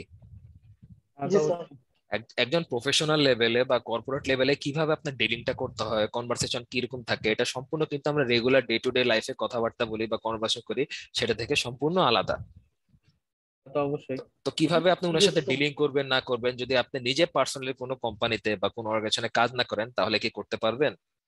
দেখা গেল কোনো মাল্টিন্যাশনাল কোম্পানি আপনাকে হায়ার করতে চাইলো বা কাজ দিতে চাইলো, কিন্তু তার সাথে যদি আপনি যদি অ্যামেচার লেভেলে ভুল ক্রমে বিহেভিয়ার করতেই পারেন, কারণ আপনার হয়তো এক্সপিরিয়েন্সটা নাই, যে ইন্ডাস্ট্রি গ্রেডের বা প্রোডাকশন লেভেলের নাই, তো আপনি ভুল ক্রমে হয়তো আপনাকে কোনো অ্যামেচার লেভেলে একটা বিহেভিয়ার হয়ে গেল, তখন কি ইন ফিউচার ওই ভদ্রলোক বা ওই কোম্পানি আপনাকে আর কাজ দিবে? না।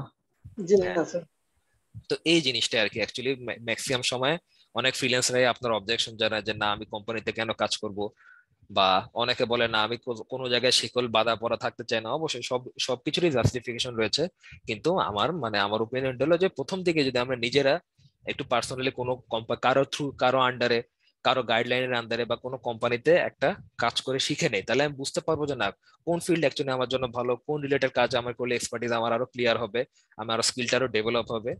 তখন আপনার জিনিসপত্র বুঝতে আর একটু ভালো হবে। এই জিনিসটা আমার পার্সোনাল ওপিনিয়ন। যেমন আপনি অলরেডি একটা ই কমার্স সাইটে কাজ করতেছেন, রাইট মাসুদ রানা? তো একটা ই কমার্স সাইটে যে এখন আপনি দেখলেন যে আপনাদের ওখানকার কোনো না কোনো ডেভেলপার আছে, তার সাথে দেখে বলেন যে ফ্রন্ট এন্ড ব্যাক এন্ডে কি কি চলতেছে না চলতেছে, তো এখানে সেই সাথে আপনি সিকিউরিটি লাইনটা একটু দেখে গেলেন। এখন ই কমার্স সাইট গুলোর উপরে কিন্তু প্রচুর পরিমাণে অ্যাটাক হয়, কিভাবে হইতে পারে এই জিনিসগুলো নলেজ গুলো আপনার হয়ে গেল। তখন আপনি বললেন যে আপনি আপনার কোম্পানিকে অফার করলেন, দেখেন আপনার এই জিনিসের সিকিউরিটি রিলেটেড যে কাজকর্মগুলো সেগুলো আমি অডিট করে দিলাম, আমার আমার আমাকে তাহলে ওই পরিমাণ আপনার স্যালারি দেন বা আমাকে ওরকম একটা পজিশন দেন। তখন আপনার কাছে একটা স্কোপ থাকলো, নাকি? জি স্যার, অবশ্যই। হ্যাঁ, তখন দেখা গেল সিকিউরিটি অডিটের জন্য আপনাকে হায়ার করে ফেললো আপনাকে কোম্পানি, তখন সেটা বলে আপনি সুন্দর মতো এখানে কিছুদিন কাজ করে এক্সপিরিয়েন্স নিয়ে আপনি অন্য কোনো কোম্পানিতে চলে গেলেন, বা দেখা গেল যে না ই কমার্স সাইট গুলোকে কিভাবে সিকিউর করা যায় সেটা নিয়ে আপনি একটা ফ্রিল্যান্সিং এর সার্ভিস লঞ্চ করে বসলেন। হতে পারে না? জি স্যার, হতে পারে অবশ্যই। এটাই স্যার আমার এখানে যে আমি বেশ কয়েকটা কোম্পানিতে জব করছি স্যার। ওই বিশেষ করে আমি এখন যে একটা নতুন কোম্পানিতে আছে, এর আগে অ্যামাজনে মানে জব করছি আর কি। তো বিশেষ করে আমার দেখা অনুযায়ী আমাদের যে আইটি গুলা, ওইগুলা অধিকাংশ স্যার বাইরের কান্ট্রি, যেরকম ইসরায়েল বা অন্যান্য কান্ট্রি, ওরা ওইখান থেকেই সবগুলা প্রবলেম সলভ করে। এবং আপনি কোন দেশে আছেন মাসুদ রানা? স্যার আমি সৌদি আরবে আছি। সৌদি আরবে? আরে কি বলবো, মিডল ইস্ট। জি স্যার। ওনাদের তো বাইরের জিনিস ছাড়া কিছুই বুঝে না। আচ্ছা কি আর বলবো আপনাকে, মিডল ইস্টে কিন্তু এই রিলেটেড ওই যে সেম জিনিস ওরা ওরা মানে সেম বাংলাদেশের মতোই, আমাদের বাংলাদেশের যতই এক্সপার্ট থাকুক না কেন, ঘুরে ফিরে বিভিন্ন বড় বড় প্রজেক্টে, গভর্নমেন্ট প্রজেক্ট বলেন বা প্রাইভেট কোম্পানি বলেন, বড় বড় ইন্ডাস্ট্রিতে বাইরে থেকে কিন্তু হায়ার করে। জি স্যার। ওই যে আমাদের যে কোনো একটা প্রবলেমের জন্য, আমাদের যে সফটওয়্যার সংক্রান্ত কোনো প্রবলেমের জন্য ও আইটি দেরকে মেইল করতে হয়, তারা ওইখান থেকে সলভ করে দেয়। মানে অফিসিয়াল ভাবে এখানে এভাবে হয়তো বা এক দুইজন থাকে, কিন্তু বেশিরভাগই স্যার এভাবে না যারা আছে আপনাদের এখানে যারা আছে ওনারা মনিটরিং করে, আর জিনিসটা সম্পূর্ণ ডেভেলপ, হ্যাঁ ওনারা মনিটরিং করে যে কোনো প্রবলেম হলে ওনাদেরকে জাস্ট ইনফর্ম করানো। আর সম্পূর্ণ এই জিনিসটা আপনার কি করে কনফিগার থেকে ডেভেলপিং হয়ে আসছে যাদেরকে ফোন করে, তো অ্যাকচুয়ালি ওরা জানে যে অ্যাকচুয়ালি প্রবলেমটা কোথায় কোথায় হইতেছে, এই কারণে ওনারা ওটা ডেভেলপ করতে পারতেছে। এটা ভেন্ডরের সাথে চুক্তি থাকে যে যে ধরনের কাজগুলো, এগুলো কোনো পাবলিক বা প্রাইভেট ইঞ্জিনিয়ার বা টেকনিশিয়ান কাজ করবে না, জাস্ট তারা আইডেন্টিফাই করে দেবে। আর ওরা যে কোনো প্রবলেম ফেস করলে ভেন্ডরদেরকে জানাতে হয়, রাইট, তখন ওরা ওগুলা আপনার কি ঠিক করে দেয়। যেমন আমাদের বাসায় প্রত্যেকের নেট আছে না, আমার যদি এখন নেটে প্রবলেম হয়, এখন আমি কি নেটের তার খুলে রাউটার মাউটার খুলে ঠিক করব, নাকি আমার ভেন্ডরকে বলবো যার কাছ থেকে আমি নেটের কানেকশন নিয়েছি তাকে ফোন দিয়ে বলবো কি রে ভাই রাউটার মানে নেট নাই কেন? ব্যাপারটা এরকম। হ্যাঁ ব্যাপারটা এরকমই, যে তার সাথে আমার ডিলিংটা হবে, আমার নেটের প্রবলেম হলে তুমি ফেস করবা, যার যতটুকু কাজের জন্য আমি ওকে ডিল করতেছি। জি স্যার। আচ্ছা ঠিক আছে, বকর বকর অনেকক্ষণ করলাম, আপনাদের অনেকে বলতেছেন অ্যাটেন্ডেন্স দিতে, আমি তাহলে একটু অ্যাটেন্ডেন্সটা দিয়ে নেই নাকি? বকর বকরটা স্যার গুরুত্বপূর্ণ ছিল। বলেন কি? ওকে, অনেকে অনেক কিছু জানলো, অনেক কিছু শিখতে পারছি কথা, আপনার কথা শুনে। হলো হয়ে গেল স্যার, শুকর আলহামদুলিল্লাহ। স্যার উন্মুক্ত প্রশ্নোত্তরেই থাকলে দেখা যায় যে আমার অনেক প্রশ্ন অন্য একজন করে ফেলে, তো দেখা ওখান থেকেই উত্তরটা পাওয়া যায়। এটাও আমি এক্সপেক্ট করবো যে আমারও অনেক সময় অনেক কিছু জানা নাও থাকতে পারে, আমার ওপিনিয়নও ভুল হতে পারে। এখন আপনাদের থেকেও যদি নিজেরা ওপিনিয়ন শেয়ার করেন আমার জন্য খুব ভালো হয়, আপনাদের কাছ থেকে আমি কিন্তু অনেক কিছু শিখতে পারি নাকি? আমি যে সবকিছু জানবো বা বুঝবো তেমন তো কোনো কথা নাই, আছে না ভাইয়া, শেখার তো শেষ নাই। জি। হারুনুর রশিদ আর কে কে কে কে আছে তাহলে একটু অ্যাটেন্ডেন্সটা নেই আপনাদের। ওয়ালি ইরফান উনি একটা ব্যস্ত কাজে চলে গেল। আবু বকর সিদ্দিকী উনার একটু ভাগ্নি অসুস্থ। আর কে? তৌহিদুর রহমান জামান। জি আছে। চিনহেন? জি ভাই আছে। কে? মোহাম্মদ আসাদুজ্জামান আছে স্যার? আছে। ওকে।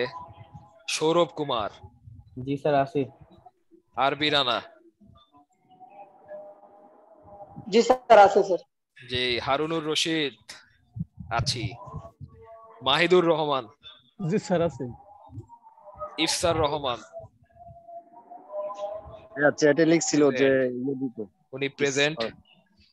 ফয়সাল আহমেদ? জি আছি। রহমতুল্লাহ? জি আছেন। মোহাম্মদ আজিম আছে?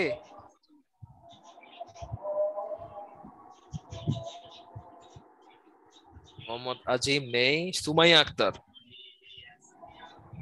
জি স্যার আছি। আব্দুল্লাহ মাসুদ? ভাইয়া আমি প্রেজেন্ট আছি। Okay. Sujan Moral? Mohammad Azim? Okay sir. Sujan moral?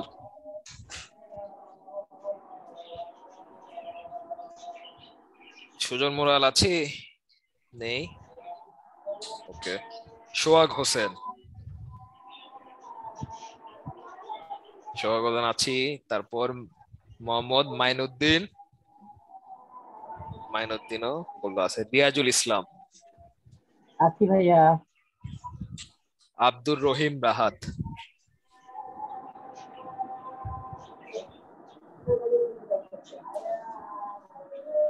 Abdur Rahim Rahat নেই। ফুয়াদ হাসান অভি, উনিও আছেন। শফিউল আলম। Yes sir. সজীব হোসেন।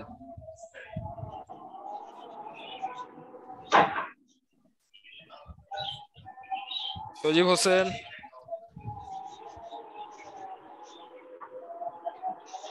ভাইয়া অভি লিখছে যে আমার এখানে লোডশেডিং হচ্ছে। না, অভিটা আমি অ্যাটেন্ডেন্স দিয়ে দিয়েছি। সজীব হোসেন নেই।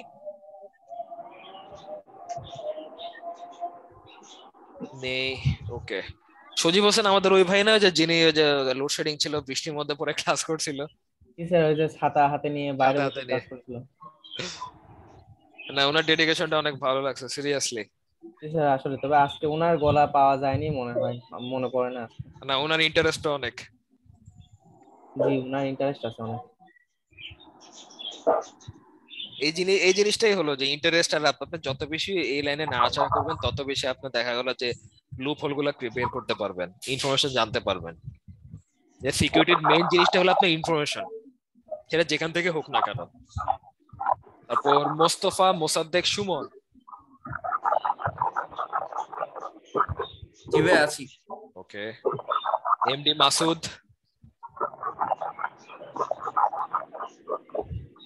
এমডি মাসুদ, ওনার এক নাম মেহেদি মাসুদ ছিল। তারপর নাইম আহমেদ কৌশিক। জি ভাই, আপনি ভাই। আরে আপনি কই ছিলেন? আপনাকে তো আমি খুঁজতেছিলাম। না, এখানে আসলাম। এখন আসেন মাত্র? না না না না, আমি তো অনেকক্ষণ আগে আসি। আচ্ছা, আমাদের সবাইকে জানাই না, আমাদের কৌশিক সাহেব কিন্তু অলরেডি আপনার এই লাইনে অনেকদিন ধরে আছে। আমি তাকে রিকোয়েস্ট করবো তার কিছু এক্সপেরিয়েন্স আমাদের সাথে শেয়ার করতে। কি আর এক্সপেরিমেন্ট শেয়ার করি বলেন?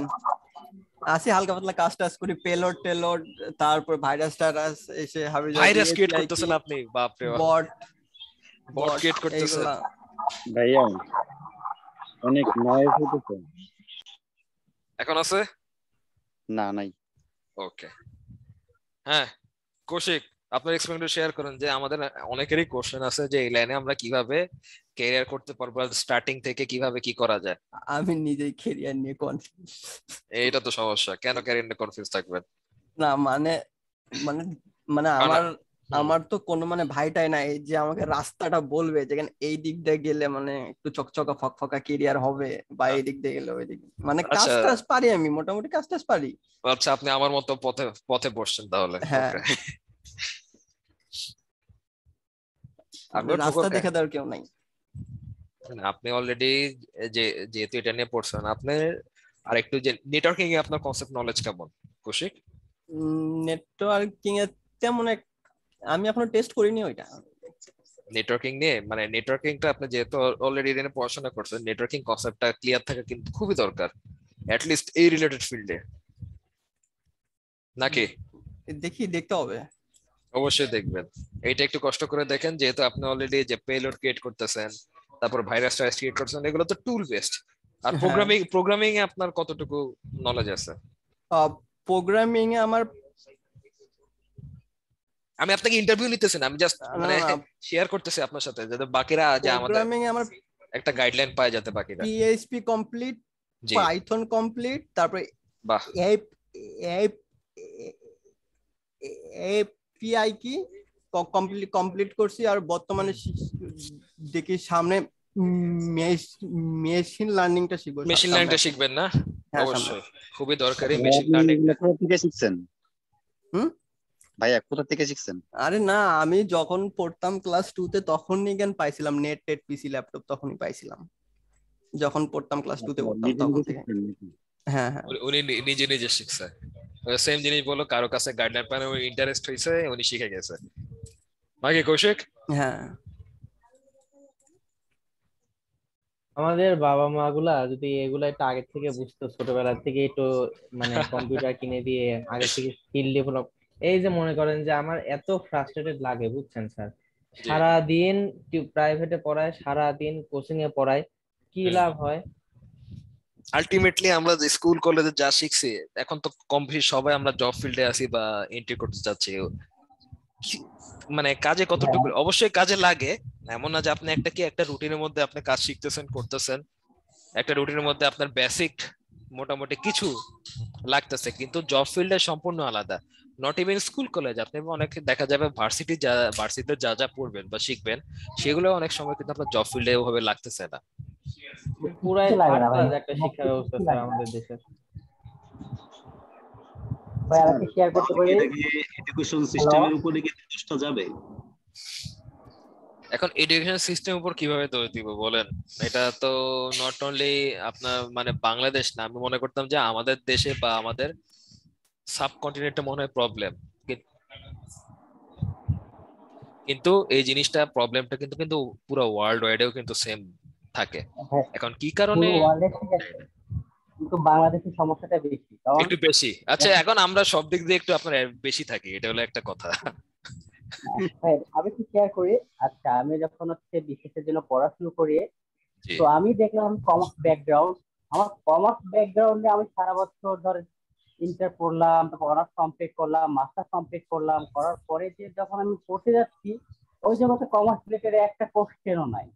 তখন আমার কাছে মনে হচ্ছে যে কির ভিতরে আছে নতুন করে সবকিছু শুরু করা, মানে মনে হচ্ছে যে মানে সাগরের ভিতর ছেড়ে দেওয়া, যে কোনখান থেকে পড়বো, কিভাবে পড়বো, কিভাবে কি করবো। ওর এই সিলেবাসটা বুঝতে যে আমার 6 থেকে 8 মাসের বেশি লাগছে শুধু সিলেবাসটা বুঝতে। আচ্ছা, হ্যাঁ, এই জিনিসটা একটা প্রবলেম আছে। ফর এক্সাম্পল, যে আমরা যারা বিসিএস থেকে বলেন যে ফার্স্ট গ্যাজেটেড মানে অফিসার বা বিভিন্ন জায়গায় আপনার সরকারি গভর্নমেন্ট প্রজেক্টে কি বিভিন্ন জায়গায় আপনার সার্কুলার ইঞ্জিনিয়ার চায় বা যাই চায় না কেন, কিন্তু কোশ্চেনের মধ্যে কি আসে যে কার জন্মসাল কত, কার মৃত্যুসাল কত, বাংলা ব্যাকরণ, এগুলা নাকি একজন ডিপার্টমেন্টের মানুষ উনার এগুলা জানার দরকার কি? উনার যে কাজটা সেই রিলেটেড কোশ্চেন করবেন আপনারা, কিন্তু না এই আপনার যে জন্মসাল মৃত্যুসাল জেনে আমি বিসিএস ক্যাডার হয়ে গেলাম, হয়ে ফর এক্সাম্পল আমি যদি হয়ে যাই কোনো কি আইটি রিলেটেড কোনো প্রজেক্টের কি আপনাকে হেড বানায় দিল, কিন্তু এ নিলে আপনার কোনো আইডিয়া নেই, তাহলে আপনি কিভাবে ওই রিলেটেড প্রজেক্ট আপনি কি ডেভেলপ করবেন বা কমান্ডিং বলেন ম্যানেজ বলেন যাই বলেন না, কিভাবে করবেন? আমাদের স্বাস্থ্যমন্ত্রীর মতো হবে উনি। আমার সাথে মানে আমার এই ওপিনিয়নের সাথে অনেকে দ্বিমত থাকতে পারে, তো এটা আমি আমার জাস্ট বললাম আর কি। এই যে দেখেন বাস্তবতা স্যার, এটা বাস্তবতা। বিগত 4-5 বছর বিশেষ আপনার প্রশাসন এবং ফরেন ক্যাডারের সব আসছে কি প্রকৌশলী এবং চিকিৎসকরা যারা নিজেদের পেশা বদলে দিয়ে তারা ফরেন ক্যাডার নাহলে অ্যাডমিনিস্ট্রেশনে চলে যাচ্ছে। তাহলে তারা নিজের পেশা হচ্ছে ডাক্তারি, সেখান থেকে তারা ভালো ভালো যেহেতু ভালো ভালো মেধা, তারা সে চিকিৎসা সেবা ব্যয় না করে একটু সামান্য এই যে পোস্টের অফারের জন্য তারা চলে যাচ্ছে ফরেন ক্যাডার বা প্রফেশনাল। তাহলে ওই জায়গার যে লোকজন আসবে, যেগুলো আসবে তারা কি দক্ষ থাকবে নাকি অদক্ষ আসবে? একটা মেডিকেল স্টুডেন্টের পিছনে সরকারের কত লাখ টাকা ব্যয় হচ্ছে তাকে ডাক্তার তৈরি করতে। নট অনলি সরকারের, প্লাস আপনার যে ফ্যামিলি থেকেও তো একটা ইয়া যায়, ওদের তখন ওদের ধান্দাই থাকে তখন কি আমি টাকাটা ইনকাম করবো। আরে ভাই, এই কারণে মেইন প্রবলেমটা হইতেছে এখন বাংলাদেশে যত আপনার প্রাইভেট সেক্টরের যে ইউনিভার্সিটি বলেন ওদের পড়াশোনাটার মান এগিয়ে যাচ্ছে কেন? মেইন প্রবলেম আমাদের সরকারি যে ইয়াগুলো ওখানে রিসার্চটা খুবই কমে গেছে। আগে সব পড়াশোনা ছিল রিসার্চ বেসড, আমরা একটা টপিক নিয়ে রিসার্চ করতাম, স্টাডি করতাম, পিএইচডি করতাম। এখন সেটা না করে আমরা কি করতেছি, একটা ছেলে আপনার ম্যাক্সিমামই আপনার গভর্নমেন্ট ইউনিভার্সিটি করে পড়াশোনা করে ওর ফার্স্ট টার্গেটই থাকে আমি কিভাবে সরকারি চাকরি করব বা বিসিএস ক্যাডার হব। ভাই রেকর্ডিংটা মানে করলে মানে ভালো হবে। রেকর্ডিং চলতেছে? আরে বাপ রে, আমাদের ফ্রাস্ট্রেশন